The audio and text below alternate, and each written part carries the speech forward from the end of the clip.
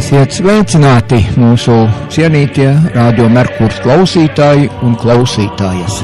Kā katru otrdienas vakaru, arī šodien, kā parasti es saku, tur vai jaukajā ziemas vai vasaras vai kādā vakarā, šodien pavisam jauks, saulains pavasara vakars. Nav pārāk karsts, bet nekas. Es ceru, ka mums šeit Radio Merkurs studijā gan ies karsti. Es biju iecerējis gan pavisam citu tēmu. Es te izkopēju ārā sakarā ar pēdējiem notikumiem tur Ukrainā un Krievijai. Mūsu valsts uzskata Krieviju pa agresoru, citā kā mūsu dārgie nepilsoņi un krievu valodīgie saka, ka tā ir atkal kārtējā atbrīvošana un laimes nešana tautai un vēl visādi tur brīnumi. Faktiski, kā es saku, tas ir vienkārši atkal ietekmes sfēru dalīšana starp šiem te austrumu dieva izredzētajiem un rietumu dieva izredzētajiem, kur ir ielikuši lielas naudas un pūles visos daudzos pasākumos un nekādīgi nevar sadalīt. Un katram gribās vairāk, katrs grib būt kungs un ķeizars un valdnieks par šo teritoriju, jo kā atcerieties, pie cara un Ukraina bija Eiropas maizes klēts. Baroja praktiski visu Eiropu, auglīgas zemes un strādīgi cilvēku un plašas teritorijas un ar nemaz netik maza šī valsts. Bet, kā ir, tā ir. Šī sakarībā es gribēju šodien, ja nebūtu sanākuši kopā, mums te tik daudz latviešu, man šodien mēs te esam kopā veseli 5 latvieši no latviešu biedrības. Tās, īstās, kā mēs sakam. Un te pārunāsim dažas tēmas, bet es pateikšu, ko es gribēju. Es gribēju pie šīs reizes tad noskaidrot, kā tad turēt to Krieviju. Un man atsūtīja atkal Krasnojarskai vrēme skaistu rakstu. Tas raksts saucas Naši ģedi slavnie pobedi, ili skolka ras vojevала Россия. Tātad, cik reiz Krievija karojas. Pēc karu chronoloģijas, kur atvērst var arī internetā, viņš saucās Vojennaja istorija России, tas nozīmē Krievijas kara vēsture, ir redzams, ka laika periodā no 9. gadsimta līdz 21. gadsimta sākumam Krievija ir piedalīsies vairāk nekā 70 karos. Tas nozīmē, kādi tam mums iznāk tagad, cik 12 gadsimti, 12 gadsimtos 70 karu, gandrīz katrā gadsimtā pa 10 kariem. Un vēl daudzos citos lokālos bruņotos konfliktos. Citi avoti rāda, ka Krievija esot karojusi daudz biežāk un vairāk. Kā piemēram visiem labi pazīstamais krievu ģenerālis Kuropatkins savā memorandā caram 1900. gadā rakstīja, ka pa iepriekšiem 200 gadiem, tas nozīmē no 1700. līdz 1900. gadam, Krievija esot bijusi kara stāvoklī 128 gadus. Tas nozīmē no 200 gadiem, 128 gadus Krievija ir karojusi. Un tikai 72 miera gadi esot bijuši. No šiem 128 kara gadiem 5 gadi esot bijuši tātad, lai, aizsardzības kari, jo kari jau ir dažādi, kad ir jāaizstāvās, un ir iekarošanas kari. Un tātad 5 gadi esot aizsargāšanās kari bijuši, droši vien tas ir tas, kā Napoleons šeit nāca 1812. gadā, un pret šiem 5 aizstāvēšanās kariem 123, tā teikt, iekarošanas kari. Tas ir proporcija, cik 1:25. Uz katriem 25 kariem 1 ir aizstāvēšanās, bet 24 kari ir, ka viņi ir brukuši virsū un kāvušies. Tāds autors Iļjins, arī gudrs vīrs par Krieviju. Viņš raksta, ka Solovjovs saskaitīs no 1240. gada līdz 1462. gadam, tas ir pa 222 gadiem, 200 karus un iebrukumus. No 14. gadsimta līdz 20. Pa 525 gadiem Suhoķins ir saskaitījis 329 kara gadus. Tātad Krievija ir nokarojusi 2/3 no savas dzīves. Nu, Aleksandrs III, tā teikt, miera nesējs, stāstīja un runāja, ka Krievija pa savu 1000-gadīgo vēsturi nesot karojusi tikai viņa valdīšanas laikā. Bet, te jau atkal redzams, ka tā īsti gluži nav. Arī viņa laikā ir bijis tāds neliels kariņš. Un saka, ka tas nesot patiesība, karojuši arī esot Aleksandra III laikā.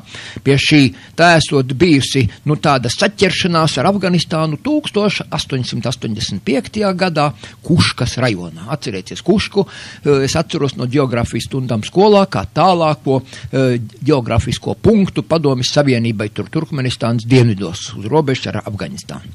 Labi, par šiem te kariem es varētu uztaisīt veselu raidījumu, bet šodien, tā kā man ir šeit 4 jauki viesi, un tā, es neteikšu, kā agresīvi noskaņoti, bet, un arī neizmisīgi, bet vienkārši, jātiek pie skaidrības. Mums ir sakrājušies ļoti daudz jautājumu, un tā kā bija tāds brīnum brīdis, ka visi varēja ierasties uz rādio, mums šodien ir tiešraide, un laiks ir 2 stundas, es ceru, ka mēs tiksim tomēr pie skaidrības, jo atcerieties, man šeit bija viesos, kad mēs bijām uztaisījuši raidījumu par latviešu biedrību, tad tas īstās latviešu biedrības tā, kura tika dibināta jau kādā tur 1400 un kurā tur 60. kurā gadā ar dažādiem pārtraukumiem un kuru atjaunoja šeit Māmuļā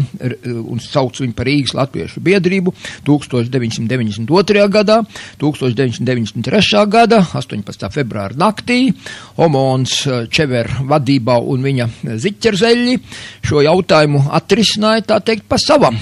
Kā ziniet, Frementālam valdim nolaupīja tur gleznas pa 1 miljonu, 2 miljoniem, kuras pazuda ar galiem. Valdes esot gan vienu kaut kur atradis, esot izpeldējis, bet viss pārējās, kas to lai zina. Bet tā atkal ir cita lieta. Un tātad, tagad, kad visi šie te vēji te pūš uz vienu pusi, uz otru pusi, un latvieši nezin, ko darīt, mēs tomēr nospriedām, ka jāķerās klāt pie latviešu organizēšanās, jo tā biedrība, kas tur ir tajā Merķeļielā 13. saucamajā Māmuļā, Krievi viņi vēl šodien sauc pa Doma oficerov, un tie, kas tur valda, arī dažkārt sevišķi manierēs, uzvedībā un izpratnē un jautājumu skaidrošanā sevišķi daudz no šiem te oficieriem neatšķirās, cik man zināms. Ja pieskait klāt vēl tās ekonomiskās problēmas, kas viņiem tur ir, tad pavisam jocīgi brīžam sāk likties. Protams, katrs sit sev roku pie krūtīm un saka, es esmu īstenais latvietis un tu neesi nekas, tie visi pārējie tādi. Bet, ko tad mēs te daudz tagad spriedelēsim? Tā teikt, ķersimies lietai atkal klāt pie ragiem un mēģināsim tikt pie skaidrības. Mans šodienas viesi ir Ilmārs Drullis, kur jūs labi pazīstiet, viņš jau man ir bijis te 2-3 raidījumos, taisn, ka mēs rīkojam to Latviešu biedrības atjaunošanas, to kongresu un sanākšanu, tad mums bija vēl šeit arī 18. novembrī, mēs rīkojam lielu pasākumu. Bet ar Latviešu biedrību arī mums nav īsti kārtība, jo kā dziedāja tur Čikāgas piecīša, atcerieties, ja jaukajā dziesmā, ka tur iešlīherējies esot komunistu pirksts. Tas tā jocīgi bija tajos laikos, bet viss baigi priecājās, ka tas tā labi skan, un saprat, kas ir kas. Tad mums te Latviešu biedrībā arī mēs vēl nebijām paspējuši nodibināt, jeb atjaunot. Mums jau bija iešlīherējušies daži biedri, jeb dažas biedrenes, kuri atkal katrs vilka uz savu pusi un teica, ka viņi ir īstie un pareizie. Šodien tātad bez Ilmāra Druļļa man ir Aivars Andersons, kur jūs arī ļoti labi pazīstiet, viņš ir Pilsoņu kongresa delegāts pārstāvis un zina visas tās lietas, kā tur notikās un gāja. Tad man vēl ir Edgars Dambītis, kuru grantiņš bija arī Latvijas Republikas Tautas tribunālā iesaistīs, bet, Edgars tika no šiem te priekiem vaļā, bet tagad nerunāsim par to. Un Ieva Skangale. Es nezinu, no kura gala sākt. Es domāju, ka jāsāk mums būs ar mūsu priekšsēdētāju Ilmāru Drulli. Ko tu, Ilmār, gribētu tagad, ar ko tu gribētu sākt? Kādā rakursā, kādā skatījumā, kādā virzienā mēs šodien pārunāsim visas tās latviešu biedrības lietas, jo mēs jau negribam te tikai runāt par tām nepatīkamajām lietām, par to pirkstu, kas iešlīherējies, nevar saprast, kas viņu apmaksā, vai sūta, vai nāk te špionēt, vai vēl nezinu, ko darīt. Bet, sāksim no viena gala, ķersimies klāt, un tad jau es domāju, ka mēs tiksim pie skaidrības. Tad izrunāsim, katrs varēs izteikt savu viedokli, un tad, dzirdēsim, kā mums iznāks. Lūdzu, Ilmār, ko tu sākumā? Paldies, labvakar. Latvijas pirmais rādio kādreiz ilgi raidīja, ka nav nekā jauna šajā pasaulē. Ja būs, tad paziņosim. Mums ar principā nav nekā jauna, bet ir jauni piegājieni. Un tie piegājieni ir tad, ja Latvija ir okupēta bijusi dažādos laikos, un kā jau jūs zināt, latvieši cīnās par savām tiesībām un interesēm.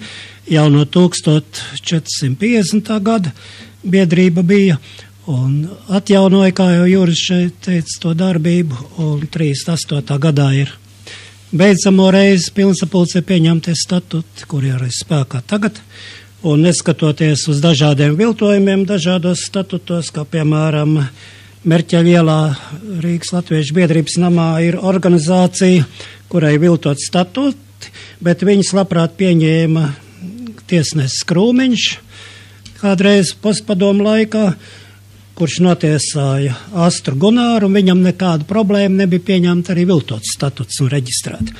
Lūk, un atjaunojot darbību, mēs strādājam pēc biedrības statutiem, un Latvijas valsts satversmes ļoti vienkārši tas ir, un jebkuram latvietim saprotami. Un atradās, diemžēl, pāris cilvēki, un tā kā biedrība ir spogulis visai Latvijai būtībā, visiem latviešiem, tad ir skaidri redzams, ka atrodas tādi cilvēki, kam patīk strādāt uz okupantiem. Un jūs jau atcerieties, ka raidījumā daudz rakstīja nosodošas vēstules. Bija cilvēks, kurš sevi pieņēmis Zviedrijā ir vārdu uz vārdu, Dita Rietuma. Atradās cilvēks, kas bija pavisam pretējos uzskatos, un viņi pirmo reizi sāka paustos tieši šajā rādio. Jā, Ilmār, es atgādināšu mūsu klausītēm, ka tevis pieminētā Dita Rietuma, tā ir, es nezinu, vai viņas, kā tagad saka, Palama, vai Klička, vai Segvārds, vai, ziņā ir daudzas pilsonības, tagad dažādiem ir dažādi uzvārdi. Vienā vietā cilvēks uzstājas ar vienu vārdu un uzvārdu, citā vietā viņš aiziet, viņam atkal ir cits vārds uzvārds, un tā viņš atkal cits, kā hameleons pārkrāsojās, jeb nomet tos paulus, vēl citu kažoku, un tā tālāk. Tas jau ir modē visos politiskajos procesos un valsts, starpvalsts attiecībās, un tā tālāk. Redz, tā ir viena lieta. Es varu pateikt, ka es, piemēram, pašā pirmajā reizē, kad tu pie manis bija atbraucis pirms gadiem 4-5, es tur dārzā sēdēju, knibinājos, kaut ko tur taisīju, tu atbrauc ar šo te, kā viņi tagad sauc, Ditu Rietumu, 2T. Mēs tur 5 stundas runājam. Vārdsakot, man interesē, protams, mans jājams žirdziņš, kā tad ir viņas attiecības ar šiem dieva izredzētajiem. Tas ir žīdu tautību pārstāvjiem. Viņi teica, mums ar viņiem jādraudzējās, mums no viņiem naudu vajag. Man jau ar to vienu teikumu bija skaidrs. Ja jau ar tiem jādraudzējās, jo no viņiem naudu vajag, tie nav nekādi, tā teikt, mīkstie zēni, tie zin, par ko maksā.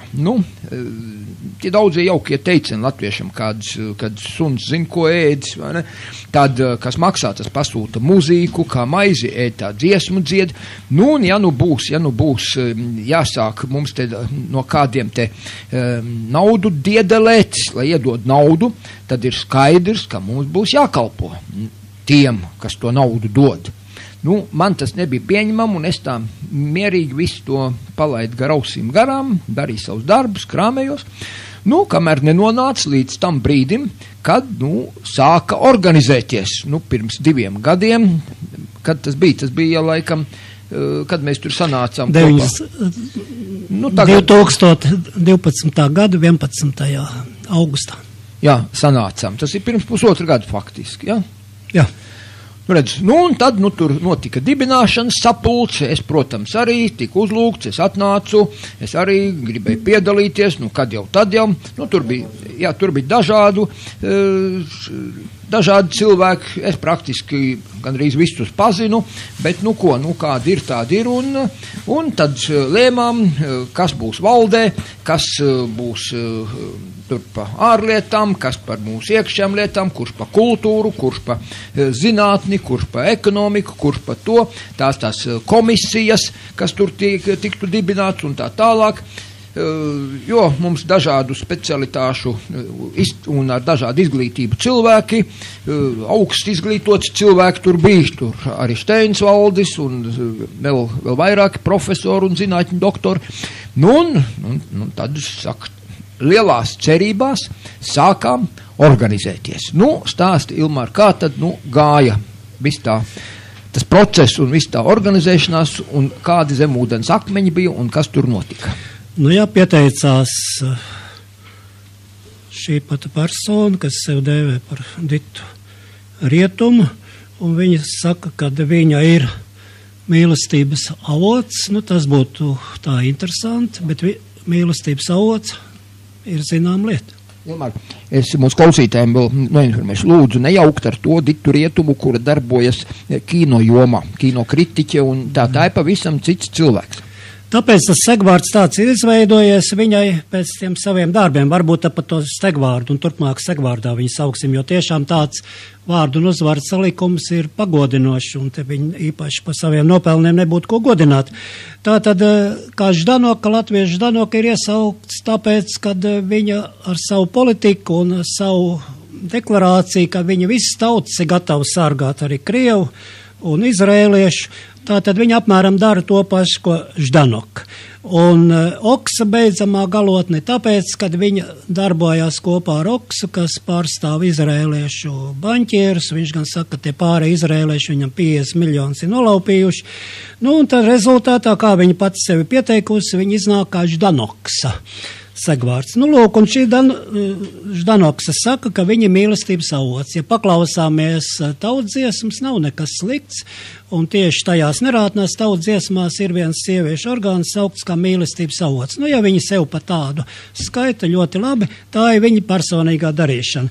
Bet, diemžēl, to visu tautas sārdzi ir tā, ka viņi vairāk sargā citas tautas nekā latviešu tautu, bet latviešu biedrība jau ir aizstāvēt latviešu tautas tiesības un intereses.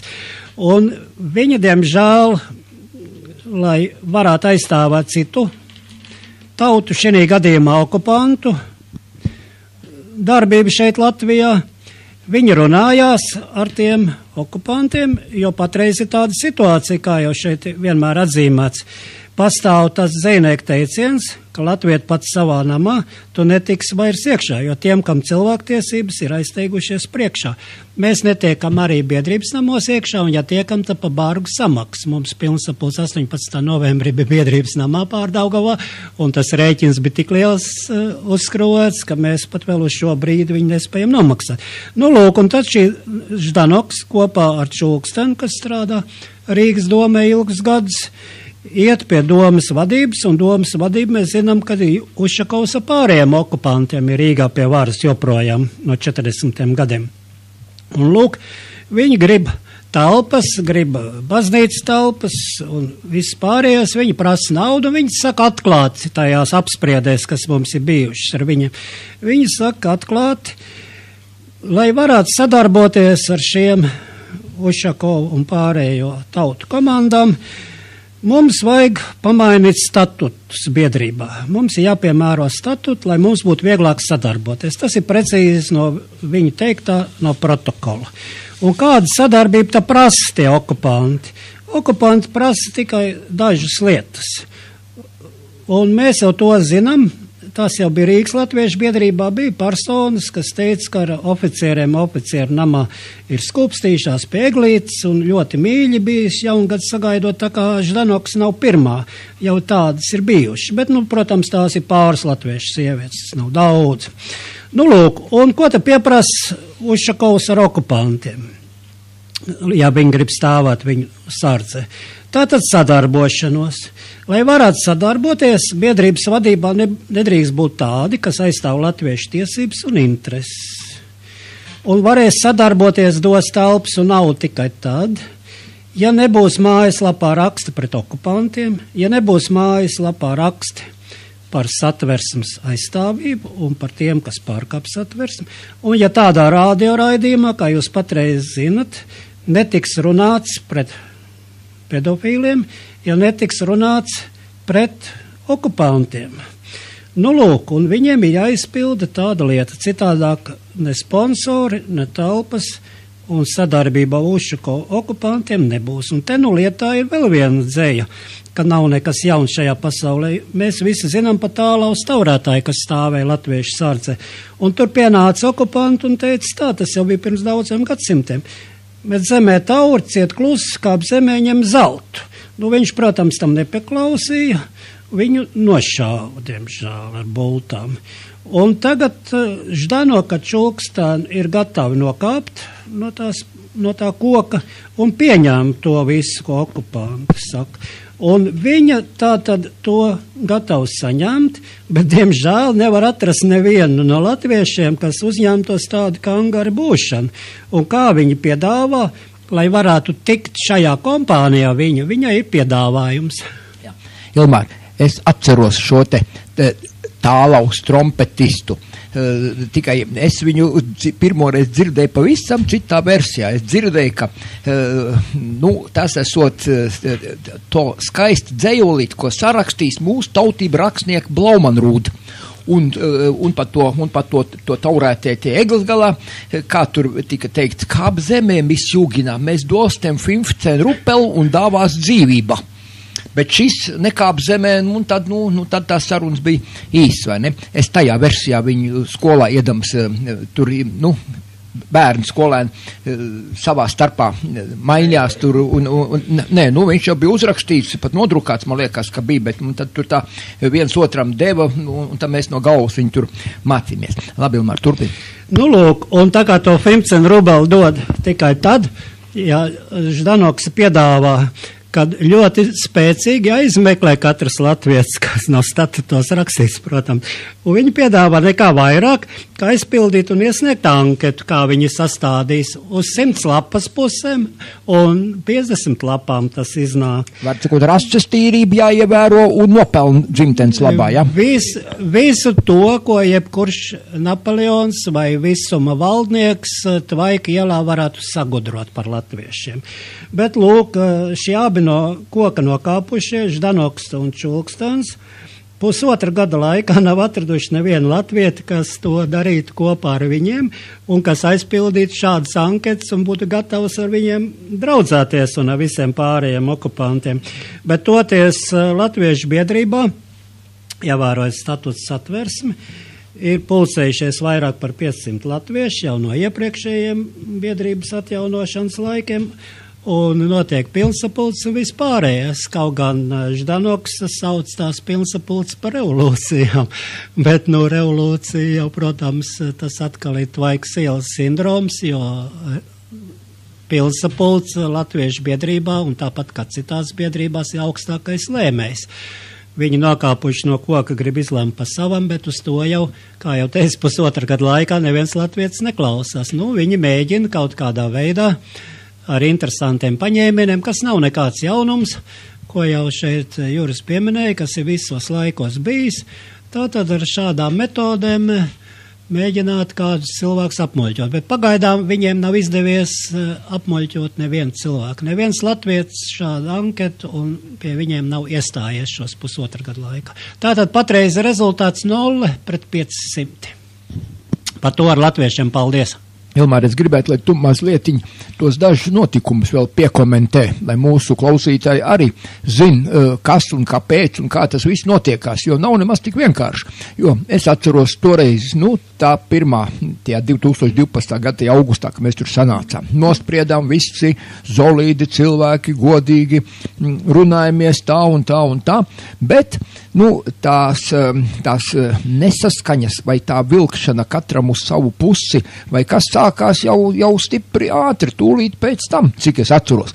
Un tur bija ļoti daudz tādi raksturīgi starpgadījumi, kuri galīgi nedarīja godu, jo redzi tūlītās, var sakot, šī, kā tu nosauci, Ždanoksa, viņa tur Garkalnē savā muižā, viņa piereģistrēja, uz to adresi piereģistrējām, ja, tā. Tad viņa sāk justies kā saimniece, un viņa aicināja uz to muižu tikai tos, kas viņai paklausīgi klausa un piekrīt. Es cik atceros, mums valdē bija cik 9 locekļi, ja? Un tad no 9 locekļiem viņi 4 varēja tikai tā teikt tur sasaukt. Man piemēram, Jurim Lapinskim piemēram, viņi pat nepateica, un es jau biju ieskaitīts tur tajos ienaidniekos jau uzreiz no paša sākuma. Ne? Tā. Un tā tad, tas jau bija pirmais gājiens aizmuguriski, citiem nezinot, tas netika ne publiski paziņots, absolūti ne pēc statūtiem. Pēc statūtiem es saprotu, ka tur ir jāizziņo, cik tur, ja kongres, tad jāizziņo tur mazāk kā mēnesi, jeb 2 mēneši pirms tā kongresa, tad visiem biedriem ir jāzina, ka tas kongres tur būs un viss tā tikšanās un sanākšana pa visām kopsapulcēm, pa mazākām sapulcēm, pa diskusiju klubiem un pa visu, visiem cilvēkiem jābūt lietas kursā, jābūt taču tai, kā mums tagad modīgi saka, atklātība, caurspīdīgums, bet tur bija tā jocīgi. Tātad viņa, es cik atceros, ielūgusi Bišteinu valdi, viņa bija, un kas tur vēl kāds 2 bija, kur bija aizbraukuši līdz viņai. Un kā tad gāja tālāk, saki, tās mūsu attiecības? Ļoti vienkārši būtībā jau nebūtu par 3, 4, ja 5 cilvēkiem šeit ko pārunāt, jo pārējie 500 jau strādā un vairākas runas vīru un valdes sēdes sapulces, pavisam tāds ir bijuši 50, 2 pilnsapulces bijuši. Un nākošā, kur jau viņi parādīja savu, bija 16. marta pilnsapulces. Pirms tam jau viņi šeit bija uzstājusies rādio. Protams, mums ļoti daudz vēstules atnāca, ka tā nevar rīkoties, kad okupanti nav šeit jāapmīļo un jātur godā.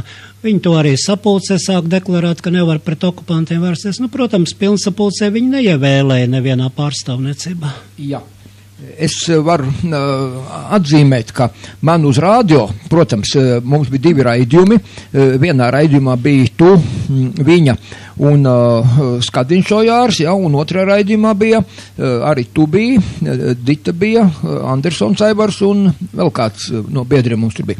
Un tad es atceros, ka pēc tā raidījuma es saņēmu vismaz kādus 10-15 telefona zvanus un arī pasta vēstules, kurās man teica, klausies, kas tas pa putnu, kas jums tur ir? Var sakot, pēc jau tam pirmajām runām ļoti jocīgi likās, gan tā attieksme, gan tie lozungi, tipiski tā kā ir šiem te saucamiem ārzemju latviešiem, kuri to ārzemju smārdu ir sasūkušies un ir un internacionālistu taurē pūš jau, un citādāk viņi nemaz nesaprot. Lūk, pēc šīs te es arī saņēmu ziņas no apmēram 50 cilvēki, teica, kamēr tur būs Dita, mums tie latviešu biedrībā nav ko darīt. Tas ir cilvēki jau bez kaut kādām skaidrošanām, bez kādām tur attiecību noskaidrošanām, bez kādiem tur izmeklēšanām, ja pētījumiem, ja pat, nebija tikai pēc tā runas veida, pēc tā stila, pēc tās uzbāzīgās mīlestības, kur tu pieminēji, ja? Viņi jau sajūta kaut kādu falšu, kaut ko neīstu, kaut ko tādu, kas vienkārši atbaida. Un arī tu man, Ilmār, bija, kas teica, ka tev arī vismaz ar kādu 50 cilvēki, kas nenāk uz to biedrību, kamēr tā diktatūra būs, tikmēr mums tur nav ko darīt. Nu jā, tie ir no tiem cilvēkiem, kas iepriekš jau biedrībā bija. Un pagaid vēl viena cita lieta. Dita taču uztaisīs to Baltijas saules modeli. Tur ar tiem 14 stariem, iespraustiem sērkociņiem vienā apelsīnā un uz zinātniskiem pamatiem, kā viņa saka, par ko kaķim jāsmējās, ja tā ir zinātne un zinātniski pamatu. Bet tikai viņai, es arī biju pāris reizes aizgājis paklausīties tur Krāmielā, 3 vecrīgā, ko tad tur stāsta un dara. Vispār tas ir nožēlojams teātris un cirks. Es, protams, nospļāvos un man tur nebija ko darīt. Un es vienīgais izrādās, ka kopā, tāpēc, acīm redzot, viņi parakstījās uz to latviešu biedrību un sāk tanī virzienā censties, jo tur varbūt, ka varēs savērvēt un savaņģot savus piekritējus. Jo tajās viņas saules tur tajā biedrībā, cik es informēts esmu, vairāk pa 5 vai pa 10 cilvēkiem praktiski nav tur bijuši. Kas tad tā pa biedrība, saules biedrība, tagad ir sauloru kursi. Atnāca man e-pastā, lai es nāku uz sauloru kursiem. Es nezinu, kas tas pa vārdu, saulori, tas atkal kaut kāds ārzemniecisks atpasinājums vai vēl nezinu kas, bet ko tas nozīmē, es līdz šim brīdim nesu ticis pie skaidrības, tik dumši es esmu laikam. Ko darīt? Bet, vārdu sakot, pateicoties šim te iešlīherējušamies pirkstam nepareizā vietā, mums daudz tādas nepatīkams situācijas. Kā tu vēl vari, kādus konkrētus gadījumus, ko tu vari pateikt, lai mēs te pa tukšo nerunātu un neapvainot kādu nepamatot vai kā, Ilmar? Tas galvenais secinājums, kas tagad ir, ja mēs kādreiz 92. gadā, kad atjaunojām darbu pēc statutiem, teicām, lai nāk jebkurš latvietis, laiki ir kļuvuši vēl sliktāki. Toreiz no 100 bija viens īpatnējs latvietis, ja rēķinām tā kā Ždanoks. Šoreiz jau no katra 100, kas mums atnāca, 3 tādi īpatnēji. Bet pa īpatnībām šeit nebūtu ko runāt, bet šeit ir doma tāda, ka nevar vairs šajos, kad okupantu klātbūtne milzīga, tas ir 500-600 tūkstoši okupanti, kad latvieši ir aplaupīti par 400 miljardiem latu, tad šajās apstākļos nevaram teikt, lai nāk jebkurš latvietis. Šeit jābūt ir latvietim, kam ir pārliecība par Latvijas satversmi, par latviešu biedrības statutiem. Un šeit man kolēģi ir tādās domās, kādai biedrībai vajadzētu būt. Varbūt dosim arī viņiem. Jā, un Ilmar, es saprotu, ka vismaz ar smadzenēm par elementārām lietām jābūt ir skaidrībai un kārtībai, jo citādāk jau nekas prātīgs nesanāks. Par to, ko tu teici ar smadzenēm, man tikai viens piemērs ir. Viņi ir izgudrojuši jaunu kārtības rulli, bet tur ir tā, ka jānoklausās ir muļķības rātne apmēram 1,5 stundu garumā, kas ir absolūti mali pret statutiem un pret satversmu. Tas ir rātne jānoklausās, protams, uz to neviens nav uz mieru. Mums ir kārtības rullī skaidri un gaiši ierakstīts, ka jāievērā latviešu tikumi. Tātad sapulces vadītājam un rakstvedim ir jāpātrauc netikumisks lietas. Tas respektīvi ir melošana, statut un satversums pārkāpumu un tā tālāk. Viņa statutiem, ka tas viss ir mierīgi jāklausās, un viņi visu 1,5 vai 2 stundu to darīs, bet nesodīti darīs. Bet te kolēģiem tiešām ierosinājumi varbūt Edgaram ir un pārējiem, kā mums tur strādāt. Galvenais ir, kā darīt tālāk. Labi, Edgar, ko tu gribi teikt mūsu klausītēm?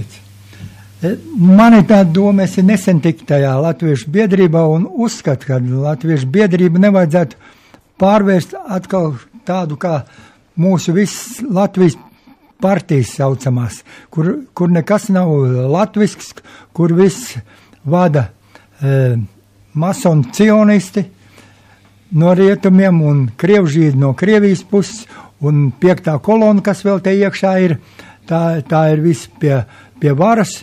Un mums vajadzīgs ir tāda, lai būtu nacionalistiski mēs, nevis tāda kā Dita Rietuma, kas uzskata, ka jākalpo ir svešiem, jāmīl viņi, ienaidnieki un visi. To jau viņa pierādīja arī 16. martā. 16. martā mēs bijām nolēmuši un noorganizējām piedalīšanos leģionāru mūsu varonīgo cīnītāju atceres dienā, izgatavojām vainagu ar uzrakstu un piedalījāmies. Bet Dita Rietuma un vēl daži atteicās, vispār maz pulciņš tikai piedalījās no Latviešu biedrības šī gājienā. Laikam arī bija iespaidoti no premjerministrs. Viņa arī rīkojās kā Ždanokas māsa, kura pilnībā aizliedz, lai kādi valdībnieki, jeb kas piedalītos mūsu varonīgo cīnītāju atceres dienā.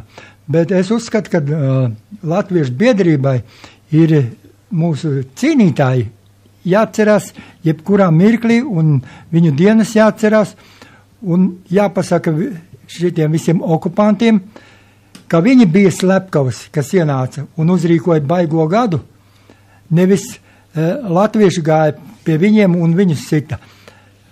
Un jāatzīmē, mums arī vēl ir 1. jūlija diena, kad tika atmaskota baigais gads pa īstam, visi noslepkavotie tika atrakti visās vietās un atzīmēti.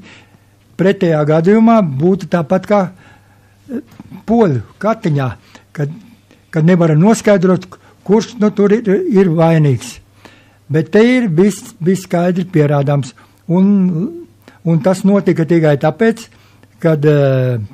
jūlijā Vācu karaspēks, arī it kā okupācijas karaspēks, atbrīvoja mūs no sarkanajiem slepkavu bandītiem, un mēs varējām atklāt visas nežēlības, kādas bija pastrādāts ar mūsu cilvēkiem. Un tāpēc mums nevajadzētu dancot šitādiem Zurofiem, Koreniem, Ždanokam, kas 16. martā iziet ar stulbiem uzsaukumiem, un vispār viņus vajadzētu aizdīt, viņus tur tūmā vispār nevajadzētu laist. Edgar, es mazliet tev pārtraukšu, tu pēc tam apdomā vēl, ko tu gribi teikt par šo jautājumu, bet es mūsu klausītājiem pastāstīšu. Tātad, mēs pirms tam, ja nemaldos 15. 16. februārī, mēs spriedām, kad mēs taisīsim to kongresu, jo pēc statūtiem ir kongress jāsarīko reizi gadā un jābūt nemazāk dalībniekiem, cik tur noteikti statūtos un jāapspriež visas tās lietas, jāievēlē vai jāpārvēlē valde, jāievēlē runas vīri un tā tālāk. Mēs bijām sanākuši Lāčplēša ielā 24. 16. martā. Mēs bijām sanākuši taisni pēc pulkstens 2 laikam vai 1 cikos. Pēc tā leģionāra gājiena 16. martā mēs tur savācamies un sākās mūsu lielā sapulce. Cilvēki tur bija daudz diezgan, kādi 60, 70, un notika vēlēšanas. Vispirms par to datumu. Dita visiem spēkiem centās iebilst, ka tikai ne tajā 16. martā. Taisīsim tur 5. martā vai vēl kādā martā vai uz vienu vai uz otru pusi, bet tikai ne tajā 16. Labi, viņai nebija piekritēji un bija 16. martā. Tagad sākās vēlēšanas. Pirms tam vēlēšanām, protams, katram bija tiesības izteikties. Visi teica runu.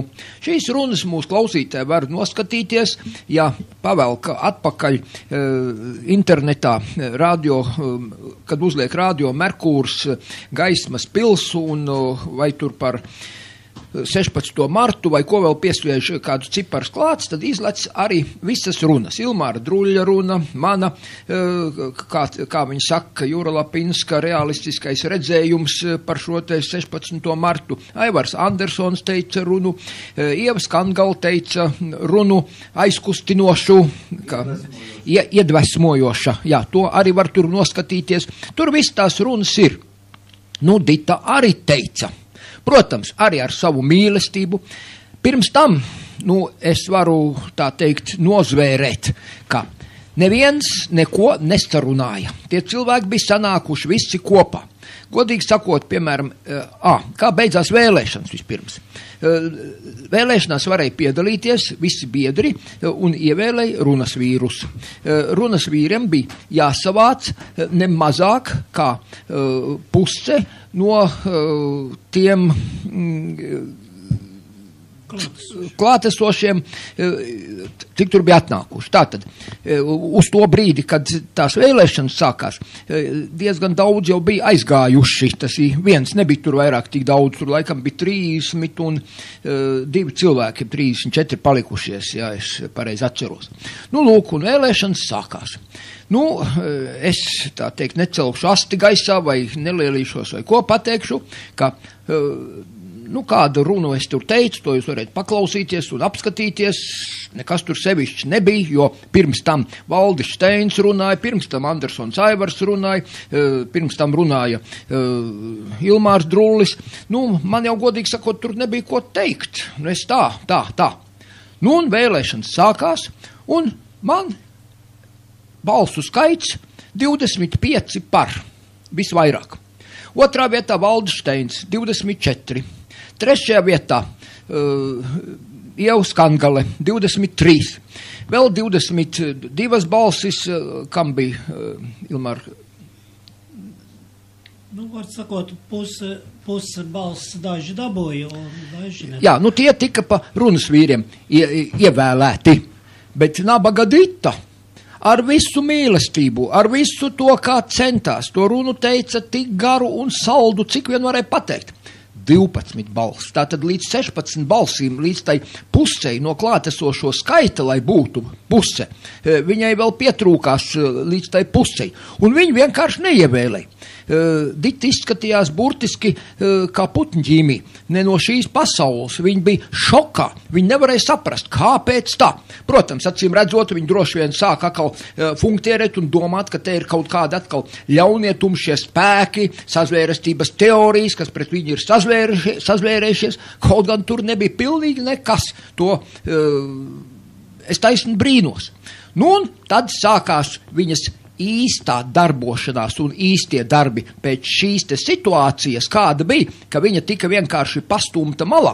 Es, protams, negribēju viņu skumdināt un sāpināt pirms tam un rādīt tās e-pasta vēstules, ko man mūsu radioklausītāji, Radio Merkur klausītāji, ko man bija atsūtījuši, kad Dita Rietuma šeit mūsu radio bija runājusi un uzstājusies.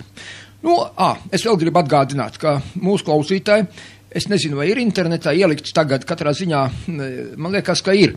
Tas bija Heidmaņina raidījums Gaita, kuru var noklausīties sestdien no rīta, 10:00 sestdienās ar atkārtojumu, nākošajā piekdienā 3:30. Tas bija raidījums, kurš bija 8. martā. Viņa bija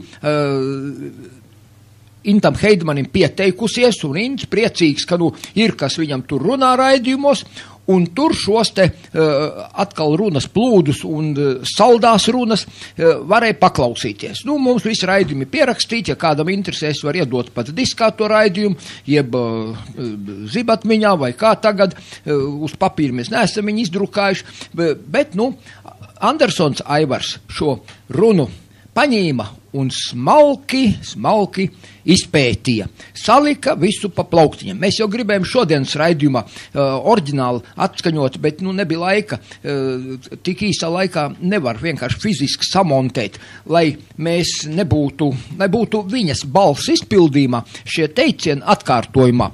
Ja izdosies, ja būs laika, mēs arī to izdarīsim. Bet tagad es došu Andersonam Aivaram mikrofonu vārdu, lai Aivars pacenšās tos labākos teicienus, jeb izteicienus pacelt dienas gaismā un nodot vērtēšanai mūsu klausītēm. Lūdzu, Aivar. Man jau no sevišķi negribētos tā visu vērtēt. Es teikšu tā, ka Dita pie Inta Heidmaņa ļoti skaisti runāja. Dzidravotā, ļoti burvīga runa, dzidravotā, varbūt burvīgi teikšu pēdiņās, jo viņai visi zinātniski un metodiski. Kontaktā kristīgo vidi zinātniski, sarunas ar baznīcu turētājiem zinātniski, attiecībās zinātniski, cilvēki mēdz viens otram uzbrukt, vajag metodiski strādāt, un arī dzidravotā tāds skaists teiciens, politiskās organizācijas mums Latvijā, nevis politiskā, bet patriotiskās organizācijas ir briesmīgākas nekā karš. Nomelno, apmelo vienu otru, rīkli grauž. Nu, redziet, kaut kā, ja tādi secinājumi no viņas puses ir, nu, tad tur kaut kā, es nezinu, kā viņi varētu tādas mīlēt, kas rīkli grauž. Bet pie mums viņa saka, mums jāmīl viss ir. Vēl bija raidījums. Konkretizē, kurš jāmīl?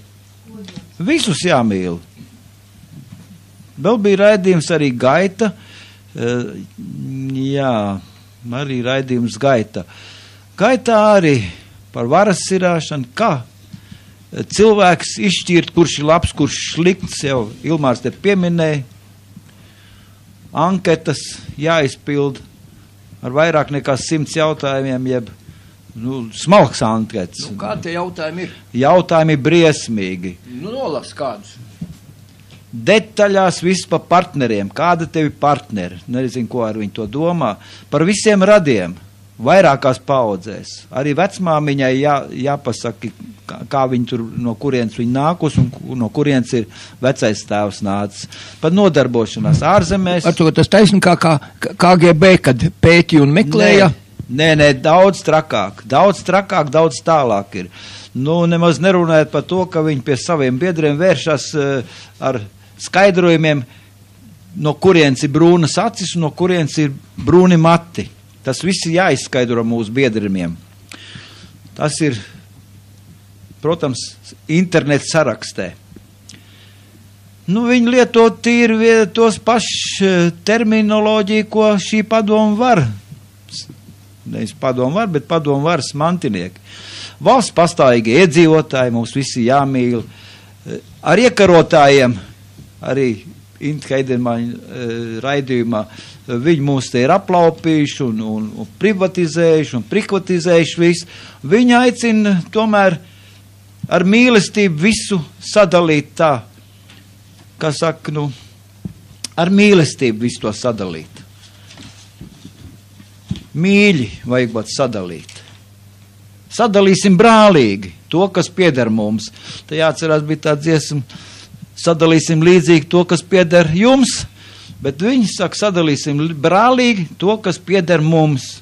Mums piederošais jādala ar okupantiem. Nu, šobrīd jau tas notiek, mēs jau zinām. Izvešanas 49. gadā, 41. gadā, kad Rīgā dzīvokļi palikt tukši un līdz šai dienai vēl tur ar vienu dzīvo šie svešzem iebrucēji. Par okupantiem jau nedrīkst runāt, ditai šie vārdiņi nepatīk. Arī raidījumā šeit Merkurā viņi skrēja pa durvīm ārā, tiklīdz mēs ierunājam par okupantu statusu šeit. Tas nav nekas par okupantu staciju, mēs atmodu sākumā runājam. Jā, Aivar, es varu atgādināt. 2 reizes, toreiz, kad bija par to Latviešu biedrību, tad arī raidījumā mēs ar Andersonu Aivaru šeit ar pārunājam, ka jāveic lūk deokupācija, dekolonizācija, kas Dita leca gaisā, cēlās kājās, un man gandrīz vai aiz rokas bija viņu jāpārliecina, ka bet redz, katram taču var būt savs viedoklis, un Aivars domā tā, ja tu domā citādāk, tad saki tā, es centos kaut kādu vēl, lai raidījumu nenojauktu, lai vismaz nesāktos te kaut kāda masu psihoza vai vēl kaut kādas muļķīgas domas runāšana. Un tieši tas pats bija arī tur tajā, ka mēs sanācām Lāčplēšalā 24, tajās Latviešu biedrības iknedēļas sapulcēs, arī tad viņa leca kājās, burtiski, un vēl 1 vai 2 viņas domu biedri, un atstāja tās viesmīlīgās telpas. Tas bija vienkārši cirks un teātrs, burtiski psihošana, tāda, histērija. Vienkārši, mēs taču varam apspriest jebkuras lietas, vai vajag to deokupāciju, dekolonizāciju vai nevajag. Man jau liekas, ka vajag, jo ja Ukrainā, piemēram, būtu veikuši savlaicīgi deokupāciju un dekolonizāciju, tad viņiem tādas problēmas, kādas šodien ir, viņiem vienkārši nebūtu.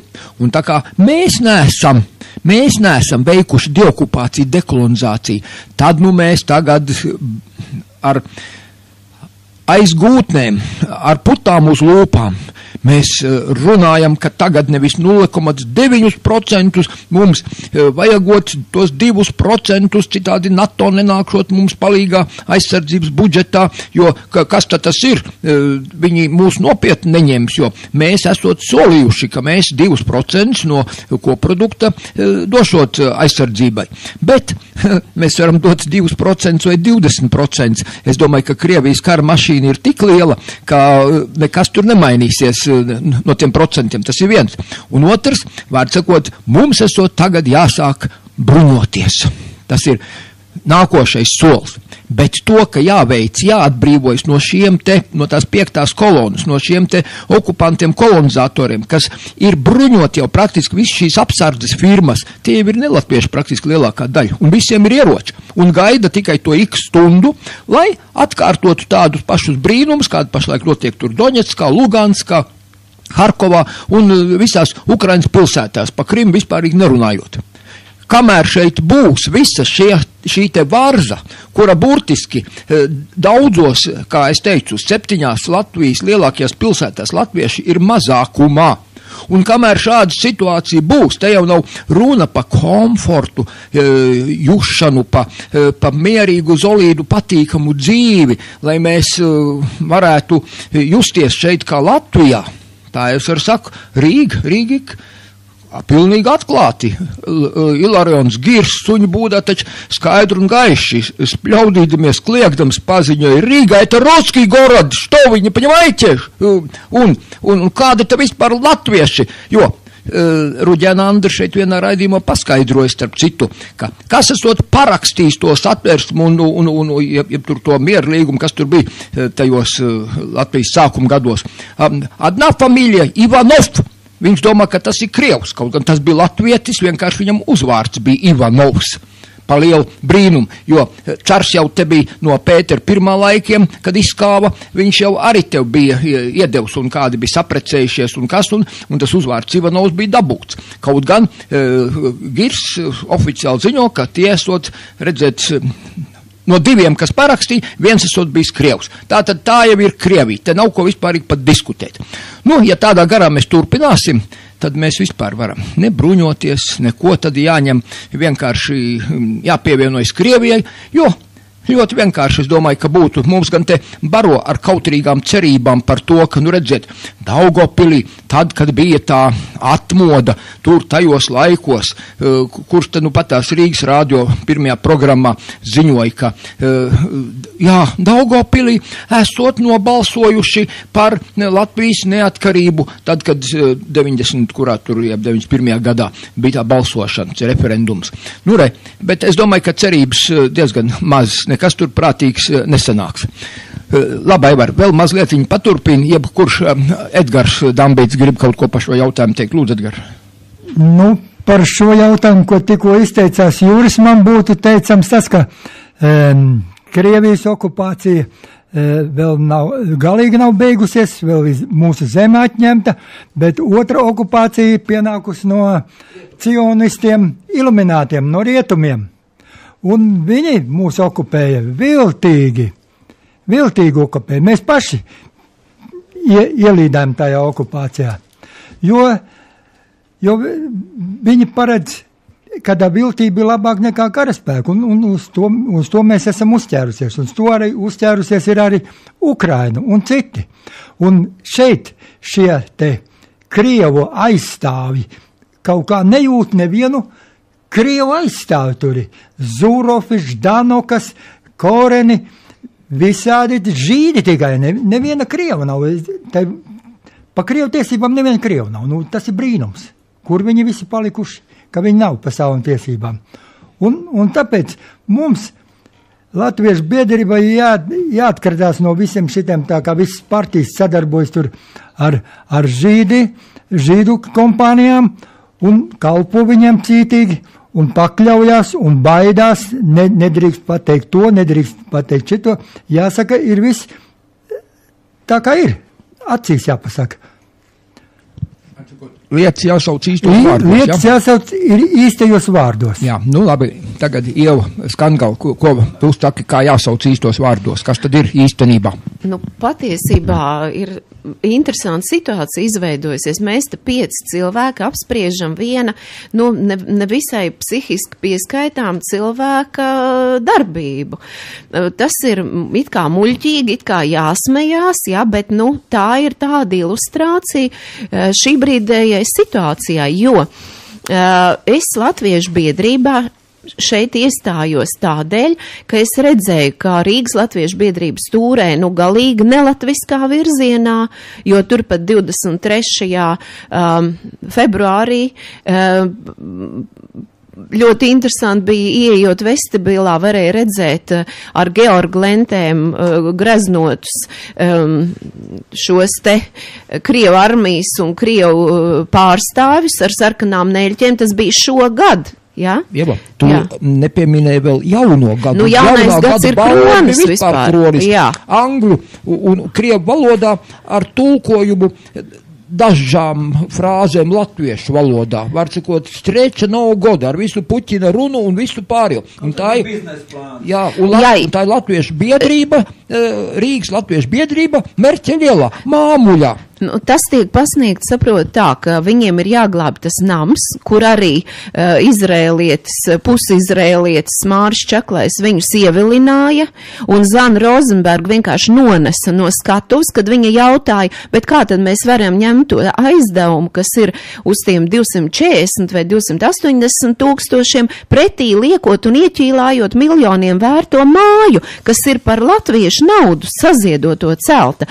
Un tad viņi vienkārši nonesa no skatuves, es esmu redzējis to video, un es esmu papētījusi, kā tur notiek tās lietas, un kurā virzienā, redz, Gailīts arī stāvēja un krita par to, lai Jēkaba laukumā atjauno uzvaras kolonu pār Napoleonu, ja, tā kā tur ir skaidra absolūti tāda virzība, un kad es visu to tā redzēju, kā viņi glābi šo te namu, veicot tur pilnīgi pretlatviskas aktivitātes, pie tam dienu no dienas tas notiek, acu aizmālēšanai notiek tāda, nu it kā par aspaziju un vēl kaut kāda tāda nenozīmīga pasākuma, kur it kā tiek uzaicināti latvieši, ja?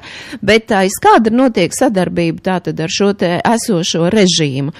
Un es iestājos te tādēļ, ka šī biedrība primāri ir dibināta latviešu aizstāvībai, latviešu tiesību aizstāvībai, jo visas partijas, kā mēs zinām, nāk un iet, bet latviešu tiesības ir jāizstāv vienmēr.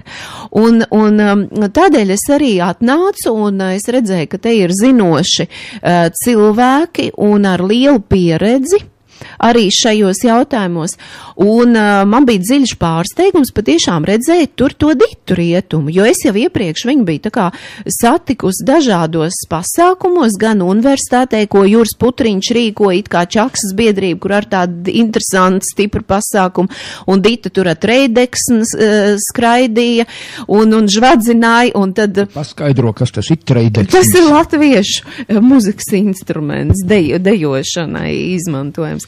Nu, lūk, un Dita Rietuma, kā mēs zinām, ir sadibinājusi dažādas organizācijas, un visur viņa parādās kā, nu, tāda ļoti odioza persona, no kuras cilvēki masveidā kratās vaļā, ja? Man pat ir teikuši tādi cilvēki, kuri paši jau ir stipri uz dīvainības robežas, ka, nu, tikai nekur tuvumā, kur Dita. Nu, Zviedrijā par viņu vispār latvieši kratās vaļā un bēg pa gabalu, ja es nezinu gan to iemeslu, es neesmu tā īpaši papētījusi. Bet... Nu, viņas meita esot narkomānu un tā esot atņemta tur mācties. Nu jā, nu tas var gadīties katram tāda nelaime, jā. Protams, jā. Jā, un patiesībā, redz, man to Ditu pat ir tā kā žēl, jā, jo viņa jau, nu, tiešām redzams, kā Grīslītes profesors, vai kas viņš ir, neirologs, Artūrs uzstādīja diagnozi, ka viņai ir tiešām psihiski rakstura nobīdes un šizofrēnija, bet viņa tiešām duļķo ūdeni un vienkārši paralizē darbu, kurš varētu ritēt kaut cik adekvātās sliedēs, lai mēs tiešām nodarbotos un izstrādātu šajā katastrofālajā situācijā kaut kādu virzību latviešu tiesību aizstāvībai, viss tiek darīts pretēji, lai mēs to nevarētu darīt. Un tad, kad, es viņu iepriekš tā kā redzēju gan antiglobalistu mītiņos, gan uzstājoties pret visu Latvijai, bļaujot parādniekam virsū pie brīvības pieminekļa. Un visur tā darbība, tāda ļoti neadekvāta un nekonsekventa man bija. Tādēļ man bija brīnums ieraudzīt viņu šeit, bet es domāju, te vecie vīri, Lapinsks, Drūls un tā zin, ko dara un viss tiek kontrolēts, bet kā es pēc tam sapratu, ka viņi arī nebija īsti sapratuši, ka viņai ir psihiska rakstura problēmas. Un viss jau būtu tā saprotami, bet viņas darbība patiešām sāk palikt ļoti nekaunīga un graujoša, jo meli tiek producēti burtiski uz katra soļa. Pirms tā 16. marta, tā jau bija vispār komēdija, pirms tā sapulces, tā kongresa, viņi man piezvanīja un lūdza sagatavot runu, bet pēc gada viņi man paziņo, pēc tās runas arī man ievēlēja, bet viņi paziņo, kad es vispār tur neesmu pat iestājusies. Un tā tad veids šāda veida manipulācijas, un latviešus principā uzskata par kopienu. Viņi saka, latvieši kā mirstoša tauta un kā etniska kopiena Latvijā, tāpat kā pārējās. Ja? Viņa aizklāja ģērboņus, karogus, grib nomainīt. Viss tā darbība, saprotiet, bet kāpēc to stāstu? Tāpēc, ka papētot šo te viņas darbību, pirms tam ir tāda sajūta, ka viņai nav miera, viņa grib darboties, hiperaktīvs cilvēks, kurš lien pilnīgi visās organizācijās, viņai ir, protams, kaut kāds Fīrera gars arī, ja, un viņai gribās it kā darīt, un cilvēki jau uzticās, liekas cilvēks ar iniciatīvu, viņam karog rokā, un gan jau viss tā kā pie latviešiem, bet izrādās, ka galīgi nav kā pie latviešiem. Ar mīlestību, jā, bet mīlestību viņi lietot apmēram tā kā krievi vārdu rupju uz B burta pie katra vārda, jā? Krieviem ir mazliet plašāks jēdziens. Ja ļubļu slātkoja, ja ļubļu tam kapūstu, ja ļubļu sobāku, Krievi ar visu mīlē. Laikam no turienes viņai tā vispārējā mīlestība uz visu, ne?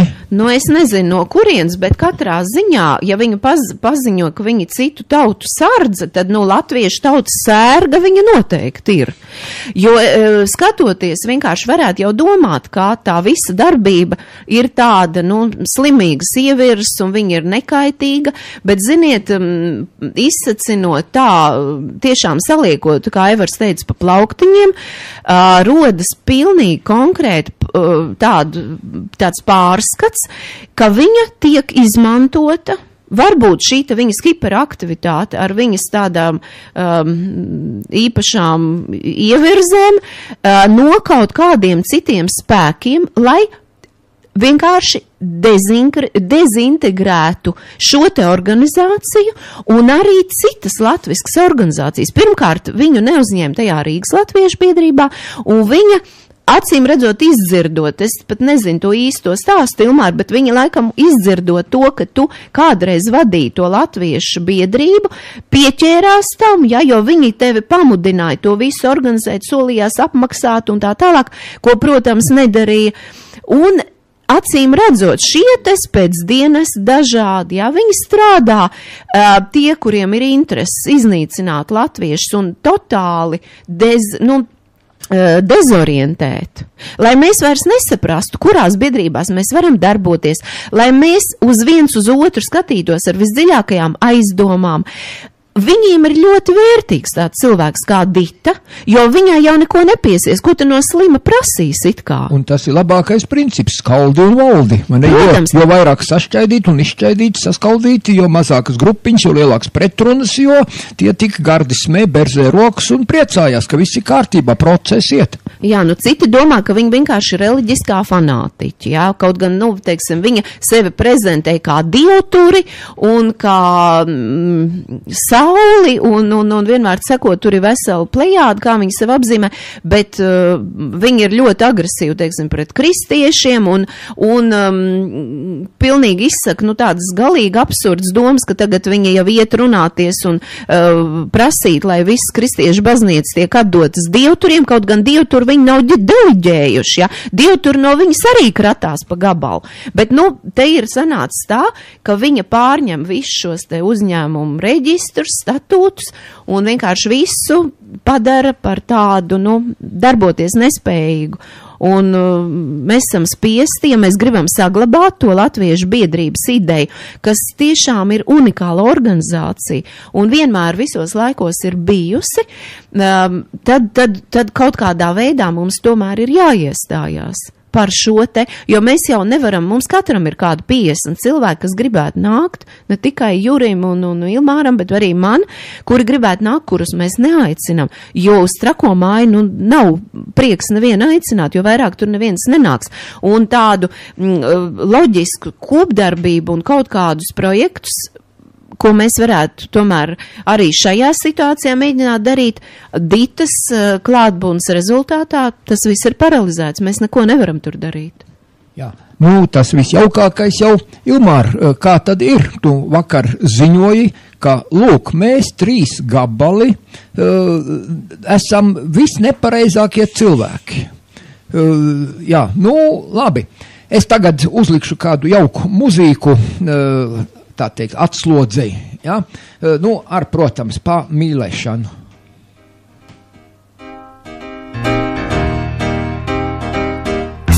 Jā, kam nav draudziņa, tam ar cisu maisu. Diktē droši vien nekas cits neatliks, kā ar savu cisu maisu.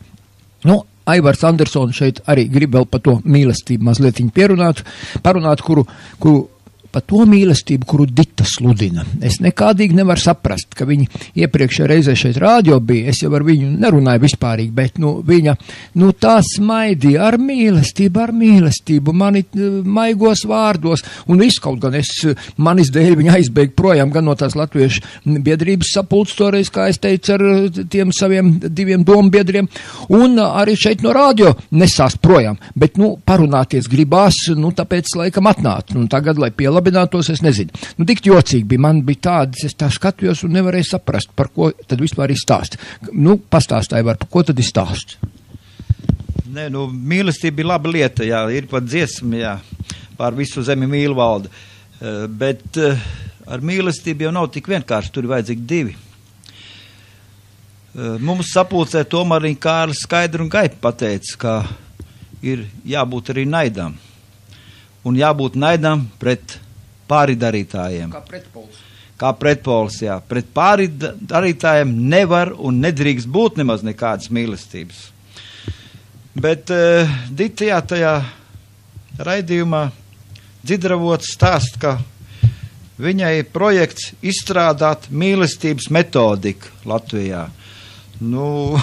Man uzreiz bija mazi smiekliņi, jo es domāju, viņi pirms tam pieminēja indiešu gudrības, un tad es apskatījos, ka varbūt, ka mums to Kamasutru jāvajadzētu izplatīt no 1. klases jau varbūt skolā, lai gan tas jau notiek.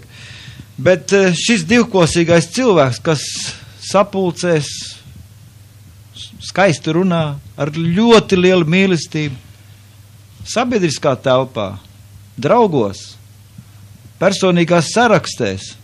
Un draugos mēs, vadības cilvēki, tiekam nosaukt par inkvizitoriem, par kanibāliem, par poļitrukiem, uzbrukošā stilā, vienam, otram un trešam, un draugi internetā, tā ir tomēr sabiedriska telpa. Ja ir šāda divkosība, tad cilvēkiem tomēr jāpadomā, ar ko tad mums ir darīšanas. Jā, tas nav pieņemams, bet par to, ka vajag veidot jaunu sabiedrību, ka visi jāpiedod, ka nevajag runāt par okupantiem, ka nevajag runāt par pāridarītiem, ka mums jāiemāc viņus mīlēt mūs. Tas galīgi nedara, jo ir tāda lieta, kamēr pastāv noziegums pret Latviju, pret latviešiem, pret Latvijas valsti, tikmēr būs tādi cilvēki kā mēs, un nevis mazumā, bet ies vairumā. To jau pierāda šodien pasaules prakse, ka pret noziegumiem tomēr cilvēki sāk arvien vairāk pulcēties kopā, lai iestātos pret tiem noziegumiem, kas notiek šeit pasaulē. Tāds spilgts piemērs, piemēram, Francijā. Le Pen, Marina, jā. Lūk, tā kā šī lieta nav tik viennozīmīga. Un šīs reklāmas, kas pašlaik televīzijā liek mums runāt par sabiedrības izlīgumu, tagad jau par nācijas izlīgumu, tad jāprasa, kas tad ir nācija? Vai iekarotāji un okupanti un kolonisti, kas šeit brukuši iekšā pēc tankiem, vai tā pieder mūsu nācijai tā tautas daļa? Un vai tie ir krievi, kā viņi tur sludinā? Tur ir daudzu tautību bērni, nevar teikt, ka tikai krievi. Tā jau ir naida kurināšana. Šīs reklāmas ir klaja naida kurināšana tieši pret krieviem. Un krieviem pret latviešiem, protams. Bet šie iebrucēji ir daudzu tautību bērni. Tur visdažādākās tautības. Un kāpēc mums jāmīl tieši krievi? Kāpēc ne lietuvieši, igauņi, kas arī mums te papilnam dzīvo? Kāpēc ne poļus, kas šeit ļoti daudz dzīvo? Kāpēc ne čigānus? Kāpēc tikai krievus mums jāmīl? Un to nevar šodienas varas nesēji, žurnālisti, kas visu to atspoguļo, nevar paskaidrot. Tātad mēs dzīvojam absolūti melīgā vidē. Un tāds sabiedrības izlīgums tagad ir pārstāps par nācijas izlīgumu, tad lūk, atbildiet, mīļie klausītāji, prasiet tiem žurnālistiem un politiķiem, ko nozīmē nācija un ko nozīmē nācijas izlīgums ar ko. Tā kā diezgan smagi runāt par šīm problēmām, it sevišķi gadās tāds cilvēks, kas aizliedz mums biedrībā runāt par šīm lietām. Bet Valdis Krastīņš uzstājoties šeit, un arī publikācijās, Delfos, avīzītē, Latvijas avīzē, ir pēdējais laiks visas lietas, kas notiek šeit, nelietīgās lietas, saukt patiesos vārdos. Tieši tāpat, kā tas notika atmodas sākuma posmā. Tad, kad Tautas fronte, mūsu latvieši nolēma, ka mūs var glābt tikai pilnīga atklātība. Un ja mēs šodien slēpjamies ar liekvādību, ar nepateikšanu līdz galam patiesības izgaismošanu, tad mūsu ceļš ved tiešām uz iznīcību, tā kā te Krišāns Valdemārs esot paredzējis, ka 2043. gadā latvieši vairs nebūšot. Arī, jā, te jau vēl viens teica, ka pēc 50 gadiem latvieši vairs nebūšot. Tā kā šie plāni tādi ir. Tātad mums šodien ir jautājums, ja mēs kā latvieši gribam izdzīvot uzplaukumā, saules mūžu piedzīvot, tad ir jāstrādā. Bet ar tādiem strādniekiem, kas aizliedz runāt patiesību, ar tādiem mēs nevaram. Mēs nevaram vienkārši ar tādiem sadarboties. Un, jā, ļoti grūti to visu izstāstīt ir. Labi, ja tu gribēji, tu nepabeidzi. Ko tu gribēji vēl mūsu klausītājiem teikt, turpināt? Turpinot to Aivara domu, mēs esam ļoti traģiskā situācijā, un, ja Latviešu biedrība, ja, ko šobrīd, teiksim, pārņem Dita un fīrē pēc sava prāta visas lietas tur, mēs nonākam tādā situācijā, ka it kā Latviešu biedrība, tātad viena Rīgas Latviešu biedrība rīko jau pasākums Krievu ģenerāļiem, tas jau ir tas oficieru nams atkal, un otra Latviešu biedrība draudzīgi saka, ka latvieši ir viena no etniskām minoritātēm, un mums ir jādarbojas kopā ar visām pārējām, proti latvieši paši nāk klajā ar dezinformāciju citiem latviešiem. Un to mēs nedrīkstam pieļaut. Kā Aivars teica, mums ir jārunā patiesība. Jā, var sakot, mēs esam nevis tagad nacionālisti un nacionāli domājoši un daroši, bet mēs esam, Dita mūs grib pārvērst par internacionālistiem. Tā kā bija padomjā, kā jau te Aivars teica, daudzu tautību bērni, tomēr sapnis par laimi mums viens jau. Un Aivars saka, ka ir vēl cits vārds, ka tie ir īstie kosmopolīti, deģenerāti, kangari un visi pārējie. Internacionālisms ir veids, kad tauta atzīst otru tautu. Nevis tā kā mums te tulko, kad internacionālisms ir kaut kas sarkans, riebīgs un tā. Internacionālisms ir, kad tautu atzīst ar visām tiesībām. Kosmopolītisms, tas ir visu tautu izlīdzinās un vienā lielā putrā. Runājot par šī brīža situāciju, Delfos šodien ir raksts, nu nezinu, cik ilgi viņš tur noturēsies, par to, ka Latvija izrādījusies katastrofāli vāja. Tas pēkšņi atklāsme, pēkšņi kaut kādas ziņas, ka nevis 2% no koprodukta tiek maksāt NATO, bet 0,9%. Nē, 0,91 precīzi. Un kā Latvijas valsts militārais budžets tā tad ir tik un tik mazs, un kā audits ir atklājis, ka tā tad liela daļa no šī jau tā nelielā finansējuma iztērēta neliederīgi. Proti, Latvijas armija ir principā nerīcības spējīga, NATO ir atklāti paziņojuši, vismaz man privātās sarunās, ka viņi nevar sākt 3. pasaules karu, aizstāvot Baltijas valstis, jā.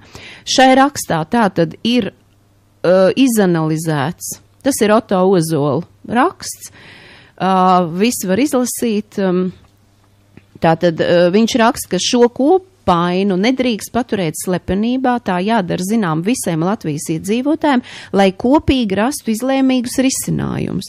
Viņš apraksta, ka šis zibens plāns, kam Krievija ir gatava, pārņem dažās stundās visu Baltiju, un tieši mūsu noziedzīgās valdības dēļ un neizdarību, un principā varbūt, es jau domāju, ka apzinātu ļaundarību rezultātā, tas ir vājākais punkts Baltijā.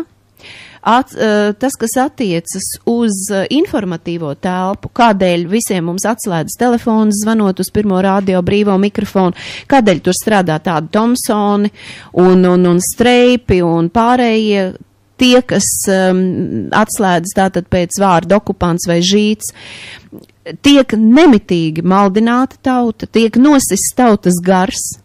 Vai jūs esat dzirdējuši skaistu latviešu tautas dziesmu kādu pēdējo gadu laikā, izņemot dziesmu svētku dienā?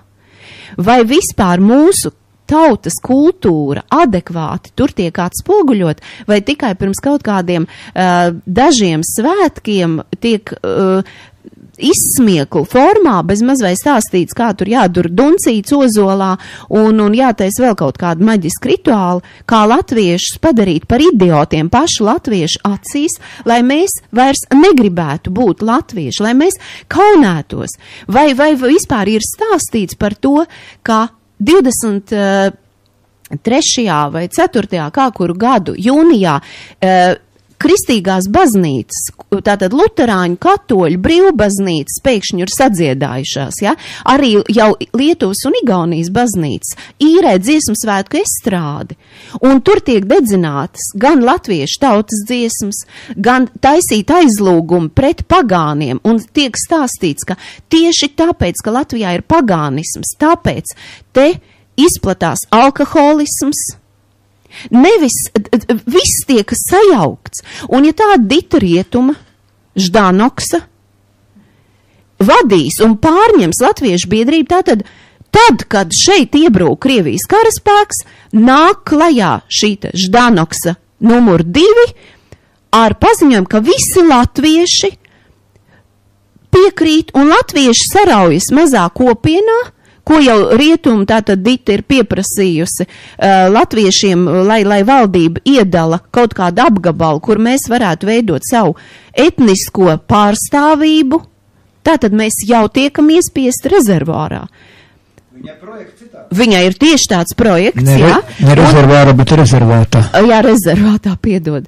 Un tātad tajā rakstā, kas šodienas Delfos ir, tiek viss aprakstīts par Latvijas politisko vājumu, par Bērziņa, tātad šo te visu to sarkanā kvadrāta, kā viņi tur tēlaini ir notikuši. Jā, kā vienmēr sakot, kā viņš Lemberga paspārnē fīrē vajadzīgās lietas, un Dimitrs savā blogā ieliek Lembergu kā vīru ar hūti, zem kura ir arī galva. Un aicina visus ieklausīties, bet Lembergs tur dod arī totālu dezinformāciju. Un viena latvieša domā, ka tagad tie krievi ir tie draugi, ar kuriem vēl kaut kā varēs izdzīvot.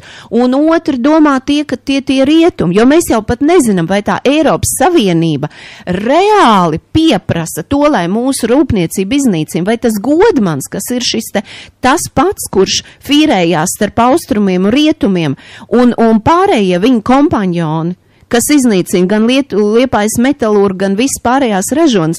Tātad viņu plāni ir tie paši starptautiskie, kuri nīcina ārā gan Krieviju, gan Latviju. Un tad mans jautājums, kur ir Krievu organizācijas, kuras ir uzrakstījušas šo te izlīgumu? Kāpēc latvieši, atvainojos, lien vienā vietā okupantiem? Viņi ir gatavi nodot visas savas vērtības, uzspļaut savu vecstāvu tēvu asinīm, kas ir lietas aizstāvot šo zemi, vienkārši iztirgojot. Ziniet, cik mākleri latvieši šobrīd tirgo īpašumus, tūlīt atverās tirgus. Jūs ziniet, ja nāk iekšā ķīnieši, kā viņi apstrādā savu zemi, jūs ziniet, cik ķimikālijas viņi sagrūž un kā tas tiek sagandēts. Man gan ir stāstījuši tagad, kas notiek gan Grūzijā, gan visur, kur pa bišķē ierodas ķīnieši. Un šajā rakstā arī tiek aprakstīts par to, kāda ir šī te mēdīju vide, ka tur vispār neviena nacionāla doma netiek pielaista, nacionālisms ir jāiznīcina, un Dita Rietuma Ždanoksa darbojas tieši šajā amploā. Par ekonomisko vājumu, par Krievijas pilsoņu daudzumu Latvijā, kuri ir tātad nosaukt kautrīgi kā Krievijas tieši, jā, tādu pilsoņu 50 000. Protams, ka viņiem piepulcēsies vēl milzīgs daudzums ne Krievijas pilsoņu. Nu, tie saucamie nepilsoņi, tie tagad esot oficiāli 282 000, un tātad 50 000 Krievijas pilsoņu.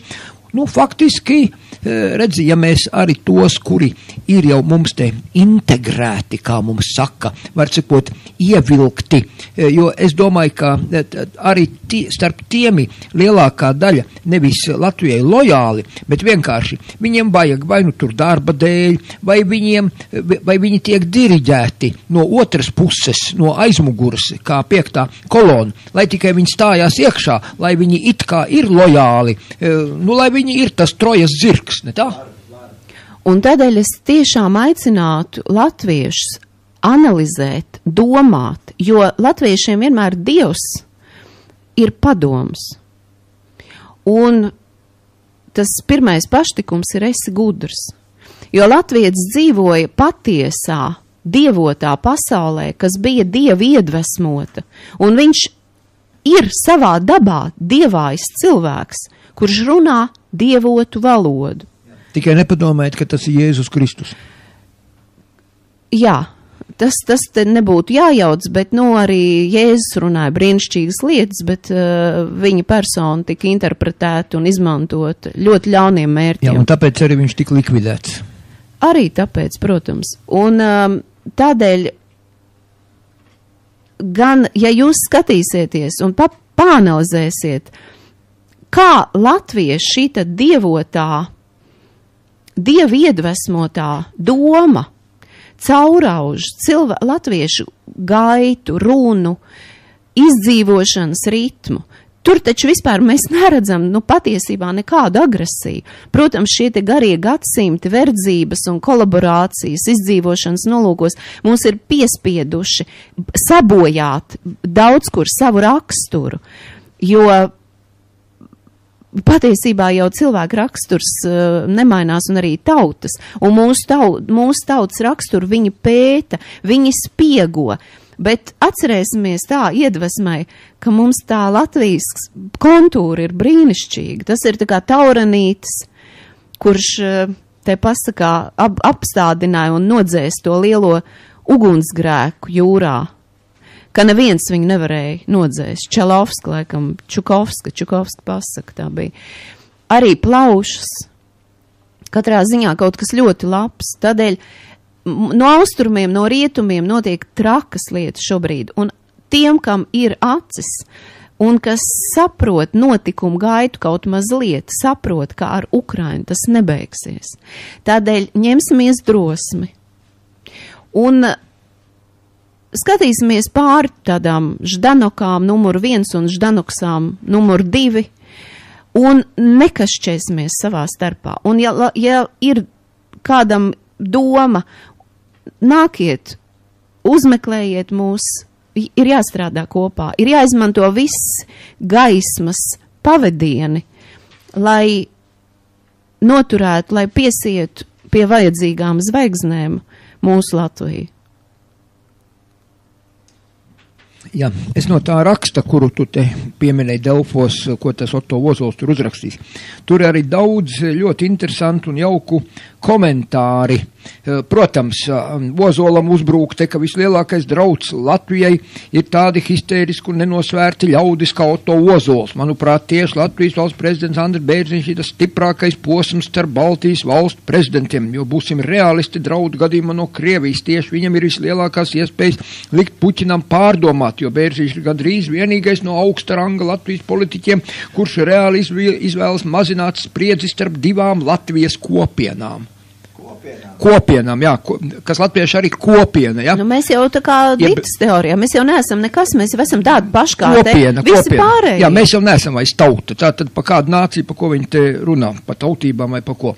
Te redzi, Putinam praktiski nebūs argumentu, ja Latvijā valdīs miers un saticība.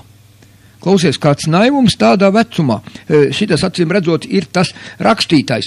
Un pasties, ja Latvijā valdīs miers un saticība, tas būtu pats lielākais trumpis Latvijas rokās, jo militāri Latvijai vienai ir grūti ko uzsākt pret Krievijas pārspēku, lai ir cik liels būtu mūsu valsts aizsardzības budžeta finansējums. Bet es gribu atzīmēt gan, ka šeit jau tā okupācija nav beigusies, un šeit jau faktiski, kā es jau pirms stundas šeit teicu, ka Rīga, eta Ruskī gorodu, un vēl 6 Latvijas pilsētas ir Krievu pilsētas, un šī faktiski jau arī viena liela Krievu ģerevņa, es to pateikšu. Jo neskatoties uz visām šīm stulbajām pūlēm, uz šo te izmisīgo lūkšanos, burtiski lūdzās, mācieties latviešu valodu. Tas, ka viens krievs, jeb krievlodīgais iemācās latviski runāt un saprot, ko par viņu runā, tas jau nebūtu neliecina ne par viņu lojalitāti, neko. Vispār tas ir smieklīgi pat, ja nebūtu tik skumīgi, ka gandrīz vai jāraud par to.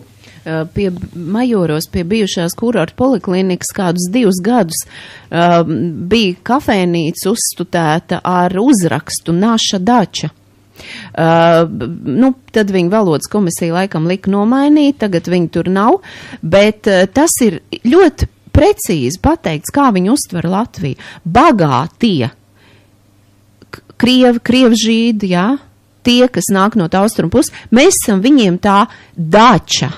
Tas labais gaiss, kāpēc daudz šur pārvācās, nodrošina tātad viņu bērnu tādu labvēlīgu attīstību. Krievijā tātad Maskavā vien ir 15 miljoni uzbeku un pārējo musulmaņu. 15 miljoni oficiāli. Ap Krievijas robežu ir neskaitāms citu musulmaņu, jau pievilkto, ekipēto un bruņoto spēki. Citās Krievijas daļās ir arī, situācija ir nopietna, un ja latvieši šobrīd nesapratīs, ko viņi grib, un pārdos savu vērti, savu dvēseli par kaut kādu eiro remontu, vāģi vai gaļas gabalu, tad droši vien, ka tādai tautai vienkārši nebūs pat izredzes izdzīvot, noturēt savu kultūru, valodu, ja mēs padosimies jebkuram spiedienam, jo spiediens nāk no austrumiem, tā ir nāves rietumu kultūra, un tā tad austrumu šīta barbariskā, jo ruskие солдаты это над всеми солдатами, un ja Pucins runā par nacionālismu, ka ir jācīnās pret nacionālismu un antisemītismu, atvainojiet, viņš nepārstāv ne Krievu valodas, ne Krievu tautas tiesības.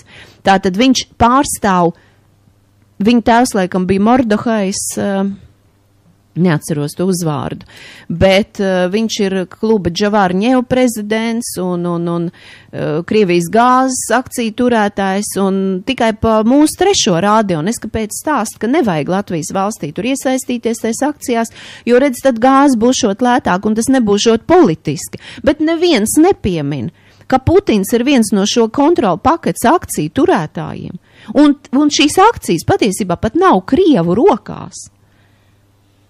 Ir Krievu oligarhi, kuri darbojās ar Hadakovska pusē, Berezovska, un otra, kas darbojas Putina pusē. Tās ir principā tās pašas šīs divas medaļas burvīgās rietumu un austrumu žīdu puses, par ko tu, Juri, vienmēr te stāst. Un ja latvieši nesapratīs, ka šī zeme ir viņu ar asinīm slacīta. Tas ir mūsu, gribēju teikt. Jā, mūsu latviešu. Un ka kopt šo zemi ir kopt savas tautas dvēseli. Un ka tie Krievi, kuri ar jums nerunā latviski, uzspļauj visiem tiem cilvēkiem, kur šeit audzē maizi, kuru viņa ēd katru dienu. Un ja jūs nolieksieties viņu priekšā un vēl turpināsiet viņiem izdabāt un runāt krieviski, pieņemt viņu noteikums, tad ziniet, verga alga varbūt mums pienāksies. Bet es domāju, ka arī tā mums nepienāksies, jo mēs esam tāda maza riebīga tautela, kur viņiem maisās pa kājām. Jo naša dača ir jāatbrīvo no šie nacistiem, jā. Par kādiem viņi mūs sauc. Jā, nu to jau tas ukraiņu nacionālists, kurš bija Mamīkinam, atceries televīzijas raidījumā TV5. Viņš jau skaidru un gaiši atbildēja, kad viņam paprasīja tas otrs laikam. Mamīkins pats paprasīja, kad tad šie te Latvijas krievlodīgie būs apmierināti, kad viņiem nekas netraucēs un kad pēc viņu ieskatiem būs viss kārtībā. Tas ukraiņu nacionālists Dmitrijs, kā viņu tur sauc, tas Dmitro, jā, viņš ne sekundi nevilcinoties, tā arī paziņoja. Tad, kad šeit nebūs vairs nevienu latviešu, viss. Tu nav vairs ko jautāt. Nu, es vēl vienu komentāru šeit no tā paša Oto Ozola raksta, tāds Bobers raksta, ka viss pareizi par valsts vīriem. Nu, te ir tā skumīgi uzrakstīts pa viņiem, ka švaki viņi mums ir tik, cik vien švaki var būt. Jo izrādās, ka tur Oto Ozols nepiemin 3 sieviešu, Ārijas Dombrovskas, Sandras Bukānas un Solvitas Āboltiņas grūstītā Valda Dombrovska 3 valdības, kas nepiešķirot solītos līdzekļus valsts aizsardzībai, Latvijas valstiskumu vienīgos ticamos aizstāvis, NATO partnerus uzmetušas visvairāk, un par to, ka demokrātiskā valstī valsts drošības galveno apdraudētāji varētu arī tiesātnes kādēļ neriskē ieminēties neviens. Tomēr Vienotība reklāmā sola Eiropā izmantot Dombrovska pieredzi, un tieši to publiski skaļi runājot noklusē Oto Ozols. Un tad vēl par to,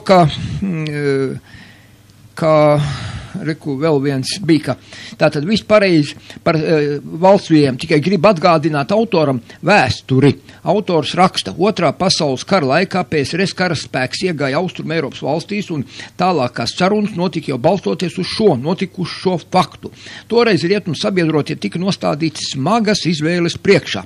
Samierināties vai uzsākt jaunu, liela mēroga militāro konfliktu ar lielu iespējamību, ka tas pāraugs 3. pasaules karā. Tas ir tur 45, 46, 7. Tad sāktu augsto karu.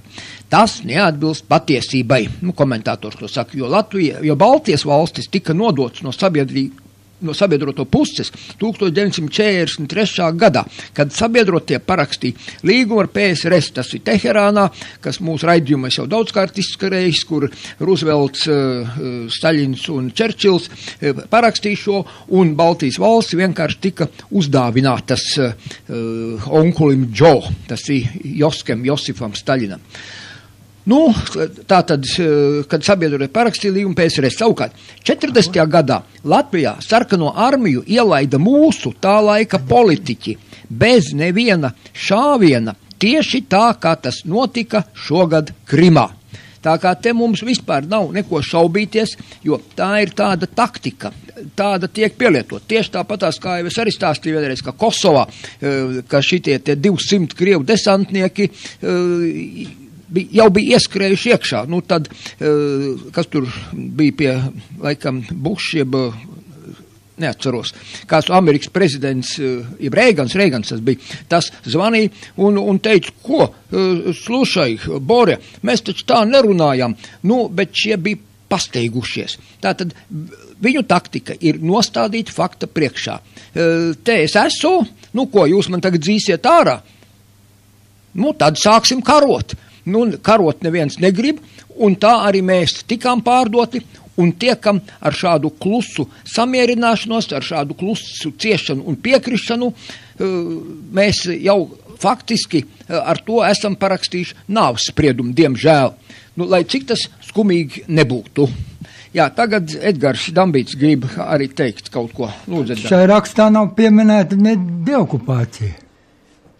Jā, no tās jau ļoti daudzi, gan visu Latvijai, gan visas partijas, kādas pat labāk ir, vispār neviena nerunā pa galveno cēloni, pa galveno iemeslu visām šīm te Krievijas iespējamām okupācijām pa jaunu. Tā teikt, faktiski pievienot. Tagad Ušakovs varētu teikt, ka varētu iztaisīt Krieviju aneksija. Krimu arī anektēja tagad, nekas jau sevišķi tur nenotika. Ja? Un tagad Latvija varot atkal, atceries, Ušakovs teica, nebula okupācija, nebula, tā aneksija byla. Pēc tam viņš tā pārdomāja un sāk tā jocīgi filozofēt, labi, bija okupācija, tikai okupantov nebula. Visādi šitādas dūmas runas, vienkārši atliek brīnīties, kā pieauguši, it kā gudri cilvēki, varbūt tādi idioti. Ja nav idiots, tad viņi svoloči, vairāk nekas, ne tā Edgar. Bet kā vispār varētu būt tāda lieta, ka te tagad piemini, kad mēs ir parādā kaut kādiem žīdiem, kaut kādas 32 miljonu, kad 40. gadā, kad viņu bandas te nāca iekšā, kas viņus vadīja? Sarkanājai Krievijai 85% valdībnieki bija žīdi tikai. Un viņi te ienāca Šustini un visādi noviki te slepkavoja. Tā bija bandītu slepkavošana. Banditiska. Un kāpēc to valdībnieki, kā runā ar šitiem visiem cionistiem, to nepasaka? Jūs bijat slepkavs, un ja kāds ir pret viņiem gājis un viņam tur ir kaut ko nodarījis, tas ir milzīgs ienaidnieks, tas ir jānosit un jānoslapkavo tā kā cukurs, kur viņi sacirta ne par ko. Viņi to darījuši un darīs, un viņi to arī gatavojas tagad darīt. Tas jau ir redzams no šitā jaunā Girsa, kas te ārdās kā tāds negudrs. Jā, to raidījumā var apskatīties Suņu būdā. Tas ir vispār kronis, jā, tur bija Dainis Īvāns, Girs un tas ukraiņu nacionālists. To es ieteiktu mūsu klausītājiem arī noskatīts internetā. Jā, lūdzu, Bet redzi, Jūri, viņi jau ar sev alibi uz mūžsaniem laikiem nodrošinājuši, sev pasludinot par Dievu izredzēto, drukājot bībeli nemitīgi ar izmaiņām un pieslīpējot un ievelkot cilvēkus sektās un platot ārā un burtiski sakot, ja tu tagad neziedosi tam un tam, tad tev pār tevi nāks lāsts, jo žīdu tauta ir Dievu izredzēta un daudz cilvēku nobīstās, daudz cilvēki tomēr nav spējīgi izanalizēt un saprast, kādēļ šis kristietības institūts kā tāds pastāv un kas aiz viņa, principā, kāda smadzeņu skalošanas mašīna ir iedarbināta. Tā ir vispār, tas ir tiešām ģeniāls projekts, tikai ar mīnus zīmi. Un vēl jau arī tagad visas organizācijas, visādas mākslinieks savienības un visādas tiek pakļauts Soros, it kā viņus visus finansē, un visi ir paklausīgi viņu un tik slavē. Soros mums dod, lai gan viņš noteikti nedod neko, propaganda tikai dzen. Bet daudzi domā, ka Soros ir tas rietumu rupors, bet cilvēki nesaprot elementāru patiesību, ka Soros ir biežs viesis Kremlī. Un ka par Sorosa naudu ir, es lasīju, tas bija Vācijas, liekas, Špīgelī vai Opusā, šie te fakti par to, ka Vācijas, Krievijas skolnieku grāmatas, kuri tiek atspoguļāta Staļina tātad darbība, ir sponsorētas no Sorosa naudas un ir izstrādātas. Tas, kur tiek teikts, ka, pāris upuri tomēr bija nepieciešama šim te dižajam vadonim. Jo, saprotiet, tā ir viena sistēma, kas strādā roka rokā.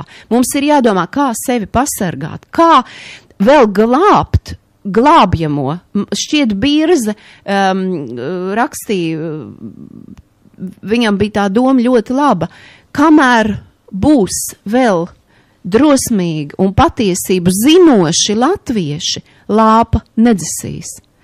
Uzdosim sev jautājumu, cik ir un kura vecuma šie cilvēki ir, kur zina kaut ko patiesību, jo no bibliotekām šobrīd fakti tiek izņemti, no skolu grāmatās un skolotāji, tas ir ļoti rets, kurš skolotājs stāst bērniem adekvāti par notiekošo. Skolotāji jau ar represijām tiek pakļauti, lai viņi pakļautos un stāstītu nepieciešamo. Un jau lielākā daļa viņi paši arī nezin to īsto vēsturi. Cik tad ir tie, kas zina un kas nes latviešu lāpu? Jā, lai atkal mums mazlietiņ tā vieglāk uz sirds un ap dvēseli. Vēl Ilmārs grib vēl pielikt kaut ko. Lūdzu, Ilmār. Jā, jau var gadīties, ka laika vairāk nebūs šajā raidījumā pateikt. Būs, domāju, ja. Te ir divas tādas lietas, pie kā biedrība nonākusi, ja sākam runāt par biedrību. Mēs esam sagatavojuši satversmes pārkāpumus, viss, tas ir mūsu mājaslapā no 40. gada. Aicinājums latviešiem izskaidrot vēsturisku latviešu lietas un latviešu biedrības raksti. Un tagad strādājam pie genocida, ko ierosināja mums Ieva.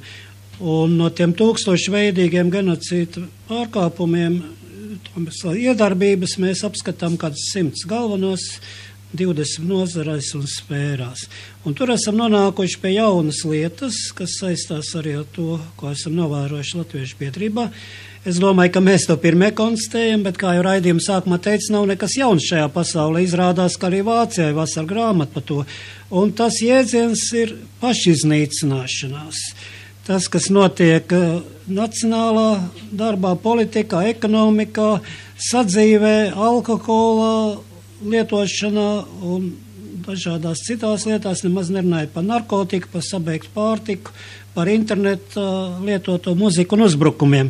Lūk, un mūsu rakstvede, ar ko es gribētu arī biedrības lietas noslēgt, šodien vēl jau būs varbūt citas, ko pārunāt. un muzika. Mūsu rakstvede Liena Rīkur ir atradusi izskaidrojumu tam, ko mēs runājam, un tas izskaidrojums jau ir sen atklāts, atkal nav nekas jauns, jo viņa ir atradusi sekojošo. Ždanoksas metodes Latviešu biedrības sapulcēs sakrīt ar šo kaķismu. Vairāk trokšņu un vārdu spēles, vairāk nesaprotamā un zinātniski pamatotā. Veidojiet savas teorijas, hipotēzes, virzienus, skolas, reāls un nereāls metodas, jo ekstravagantāks viss, jo labāk. Lai jūs nemūsina tas, ka rīt jau jūs to aizmirsīsiet un pārējie. Nāks jauna diena, nāks jaunas idejas. Galvenais apsūdziet, lai viņi taisnojas. Tas, kurš taisnojas, jau pa pusē ir vainīgs. Sens princips, kas tiek pielietots, protams, ne jau mēs tie, kas šeit esam, uz to iekritīsim, un ne jau mūs var uz to pārliecināt, bet, ir pāris 3 latviešus, ko var pārliecināt. Vienīgi viņi nevar savā kompānijā iesaistīt savās kangaros, jo neviens nav uz mieru piekrist viņu darbībai un tām anketām. Paldies! Jā, paldies, Ilmar. Es vēl gribu teikt dažus komentārus, un tad paklausīsimies muziku un gatavojamies raidījumu nobeigumam. Šeit jauki komentāri šim Oto Ozola rakstam. Tātad Saskaņas centrs nākošajās Saeimas vēlēšanās vinnēs ar tramvaja pieturas atrāvienu. Tā varētu būt. Nākošais tiesāt vienotību ar visām pārējām varas partijām par valsts nodevību. Nākošais komentārs. Latvijā būtu lielāka drošība, ja būtu demilitarizēta zona. Tas NATO lietus sargs tāds apmāns vien ir, ko nozīmē starptautiskie līgumi parādīja Krīmas aneksija. Tāpat mēs Rietumacīs esam tāds izbadējies sargsuns, kas vajadzīgs, lai stiprāk iekostu uzbrucējam. Mūsdienās atomlaikmetā tērēt naudu lielas armijas uzturēšanā nav nekādas jēgas, ja pārējie tiks pakļauti vēl lielākai nabadzībai. Un vēl vienu pēdējo, ko es, vēl te ļoti jauka, šī jaunā Latvijas republika ļoti atgādina Kārļa Skalbes aprakstīto. Viņiem debesis bija tik zemu, ka pāēduši no kāpostu baļas, viņi savas karotes noslaucījuši ap vēduru aizbāzais debesīm. Tas par mūsu nelumpenizēto valdošo slāni. Varētu pat teikt par visiem, kas bija pie varas visus šos 23 gadus. Un pēdējais par to, ka tagad mēs atkal pirksim. Ko pirksim? Komentātājs raksta, pirkt jaunus lūžņus militārajām vajadzībām jau ir par vēlu, jo, lai ar tiem rīkotos, vajag apmācīt speciālistus. Un otra lieta ir, ka ne Eiropas Savienība, NATO un ASV nav ieinteresēti Latviju apbruņot ar kaut kādiem labākiem uz šodien ieročiem, bet dominēt to jau pierāda līdzinējo iepirkumi, kur tiek pirkti veci lietot ieroči, bet maksāts tiek kā par jauniem. Ko tas nozīmē? Tas ir pašsaprotami. Par prezidentu, viņš ir tāds, kāda ir Latvijas šodien, vai kāds cits vienos, nezinu vai, jo līdzinējā politika neliecina par vienotību, jo visu laiku esam dzīvojuši pēc principu un balsojuši par partijām, kā var nesolīt, vai no bailēm Krievi nāk un lai Krievi netiek valdībā. Lembergs vismaz nosauc lietas tajos vārdos, kā tas skan īsti, bet citi domā to pašu, bet nekad nerunā par to, bet tikai muts vārst par Eiropas Savienības vērtībām, kur viņas ir vai masu seksā, narkotikās vai nedomāšanā, bet aklā paklausībā Briselē, kā savā laikā pildīja Maskavas vēlmes, jo tieši vēlmes, jo Maskava pat rakstiskas direktīvas neizdeva, bet deva mājienus un paši skrēja lauzdami kaklus, lai tikai izdarītu. Gribās jau dzīvot neatkarīgā un suverenā valstī, bet kas tev to ļaus, vairs nav nevienas, ne otras. Ir surogāts, jo tā ir visiem labāk zvejot. Tas gan ir tiesa, ka aizstāvēt šo veidojumu diez vai cilvēki ieskā tad, kad gāja uz barikādiem, jo ir pārliecinājušies pēc arābu pavasara. Ukraina nodemonstrēja, ka tie nebijām mēs, kas atjaunojām Latviju, bet jau sen izstrādāts plāns ASV, un mēs bijām dalībnieki, tad tā daudzi nedomāja. Jo arī daudz nezināja, bet Ukraiņa atvērusi acis, kas būs tālāk. Droši vien būsim pie Krievijas, jo var arī darījusi visu, lai mazinātu latviešu skaitu valstī un mākslīgi to vainātu. Būtu jau bijis labāk, bet jādzīvo būs kā ir, jo mūs gaida jauni melīgi brīvie tirgi un jauni nodokļi militāristiem, jo Eiropas Savienība un NATO nav labdarības organizācijas, bet dara par naudu, lai kaut piesauc 5. paragrāfu, kaut 5 reiz mutē, nebūs saldums jūtams. Jā, nu, skumīgi tas ir. Labi, lai nebūtu tik skumīgi, vienu lustīgu dziesmiņu, un tad gatavosimies nobeigumam.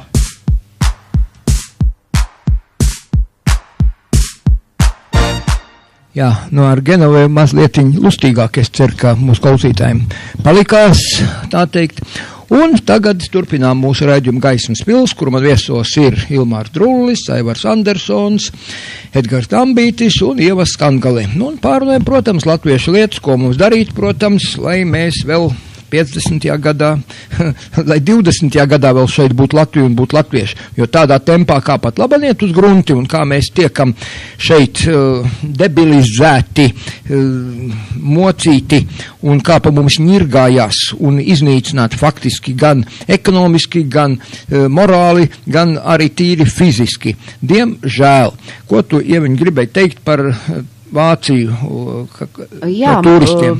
Tu par cik lasītos pēdējos komentārus, tad man ienāca prātā ļoti tāda simptomātiska lieta, ka bieži tagad Vācijas gan ziņās, gan pēc ziņām parādās sižeti par Rīgu kā kultūras galvaspilsētu un visi tiek aicināti apmeklēt un tā, un Baltikums tagad tādā lielā modē, jā. Pirms tam vispār daudz gadus nedzirdēja ne vārda, bet tagad no šī fona un vienmēr tiek pieminēta tāda lieta, ka Rīgā, pilnīgi bezkontekstā, Rīgā 50% iedzīvotāji ir krievi. Un man jau ilgstoši radās jautājums, kam šī informācija ir domāta, kam gatavo šo te vācu klausītāju. Un vēl viena lieta, kas man arī tā, varbūt cilvēki, lai padomā, mums tā skolā māca vienmēr par to, ka, redziet, sākās tas karš un cik viņš nežēlīgs un kādu tur upuri un kā tas viss, ja un kartas mums lika zīmēt vēstures tās, kā tur tās grupas pāriet un kur kā viņas dalās un kā karavadoņi kādus plānus izstrādā, bet nekad nerunāja par to, ka šiem kariem ir konkrēts finansējums un konkrēts cilvēks un cilvēku grupa, kas viņus inicijē. Un es bieži domāju par šobrīdējo visu to militāru un to runāšanu, un, protams, ka mēs nezinām vispār, kas notiek tajā militārajā budžetā, un vispār tas viss ir pīlīts, ko mums pūš.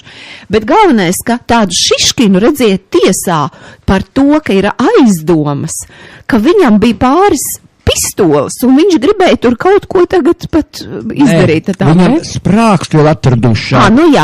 Igors saka, ka viņš netiek galā tiem bebriem, tie bebri taču kā sērga, un viņš gribējis to bebru dambi kaut kādu dabūt, jo ar rokām izjaukt, es, piemēram, esmu pāris izjaucis, jeb kompānijā, smags darbs, protams, bebrīši ir ļoti centīgi celtnieki, bet, tad, kad viņi atkal ņem virsroku pār mums, tā teikt, kā mūsu okupanti, ka mēs esam jau no viņiem atkarīgi, tagad vismaz tos bebrus ieskaitīts, ka viņus drīkstot atšaut un drīkstot no viņiem vaļā tikt, jo bebri tik efektīgi un tik labi tagad pārpuro Latvijas zemi, ka taisni prieks skatīties. Jā. Jā, bet bebriem tas tā, mēs par Šiškinu sākām, bet redz, Šiškinam inkriminē un Šiškinu tur tiesā, jā, par kaut kādu sprākstvielu.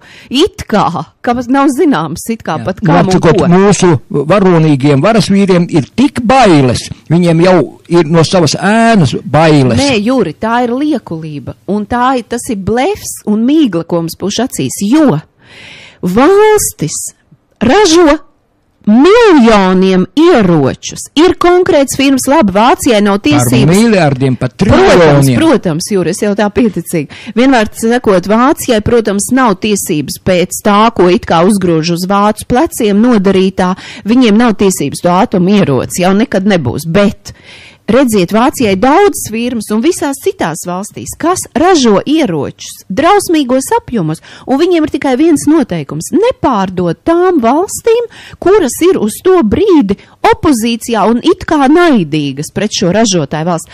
Tas, ka viņi pārdod trešajām un atkal trešajām un nonāk pie īstā vajadzīgā, par to jau vispār. Un ko tad mēs zinām par to? Tas tāda mazā, jā, tas ir milz biznes. Jā, nu labi, kas tagad, Ilmār, lūdzu, tu gribēji kaut ko bilst? Mēs biedrībā, ja kaut kas ir maldinoši, tad mēģinām to uzreiz izskaidrot. Te bija mazliet maldinoši tos komentāros izskanēja, ka bez neviena šāviena ir ielaist okupanti. Robežsargi cīnījās spēcīgi pret pirmiem okupantiem un daudz krita cīnījās un tika nošauti. Un tāpat tagad Latvijā tā nekad nebūs, ka latvieši bez cīņas kaut ko atdos, kaut gan ir daudz, kas jau paņēmts. Un ja latviešiem kaut kur ir kāda neskaidrība, un tad, lai viņi padomā, ka latviešu tautsdziesmās, ko šeit jau arī pieminēja, kas arī Dievu dziesmas, jeb kanoniskas himnas, viņi domā par tām tautsdziesmām, kur Dievs jau pieminēts 10 000 gadu iepriekš, ne tikai mūsu era un tā tālāk. Tādā ziņā, un tā kā latviešiem ir jāgatavojās un jāaizsargājās visiem viņu rīcībā esošiem līdzekļiem. Paldies! Nu, nobeigumā es varētu pateikt, ka 90. gados, 80. gada beigās, visi bija pārliecināti, ka mēs atkritīsimies no sarkanā mēra, bet, izrādījās, ka tā bija mūsu tāda lētticība, jo gatavojās otrs mēris, cionistu iluminātu mēris, kas uznāca mums virsū.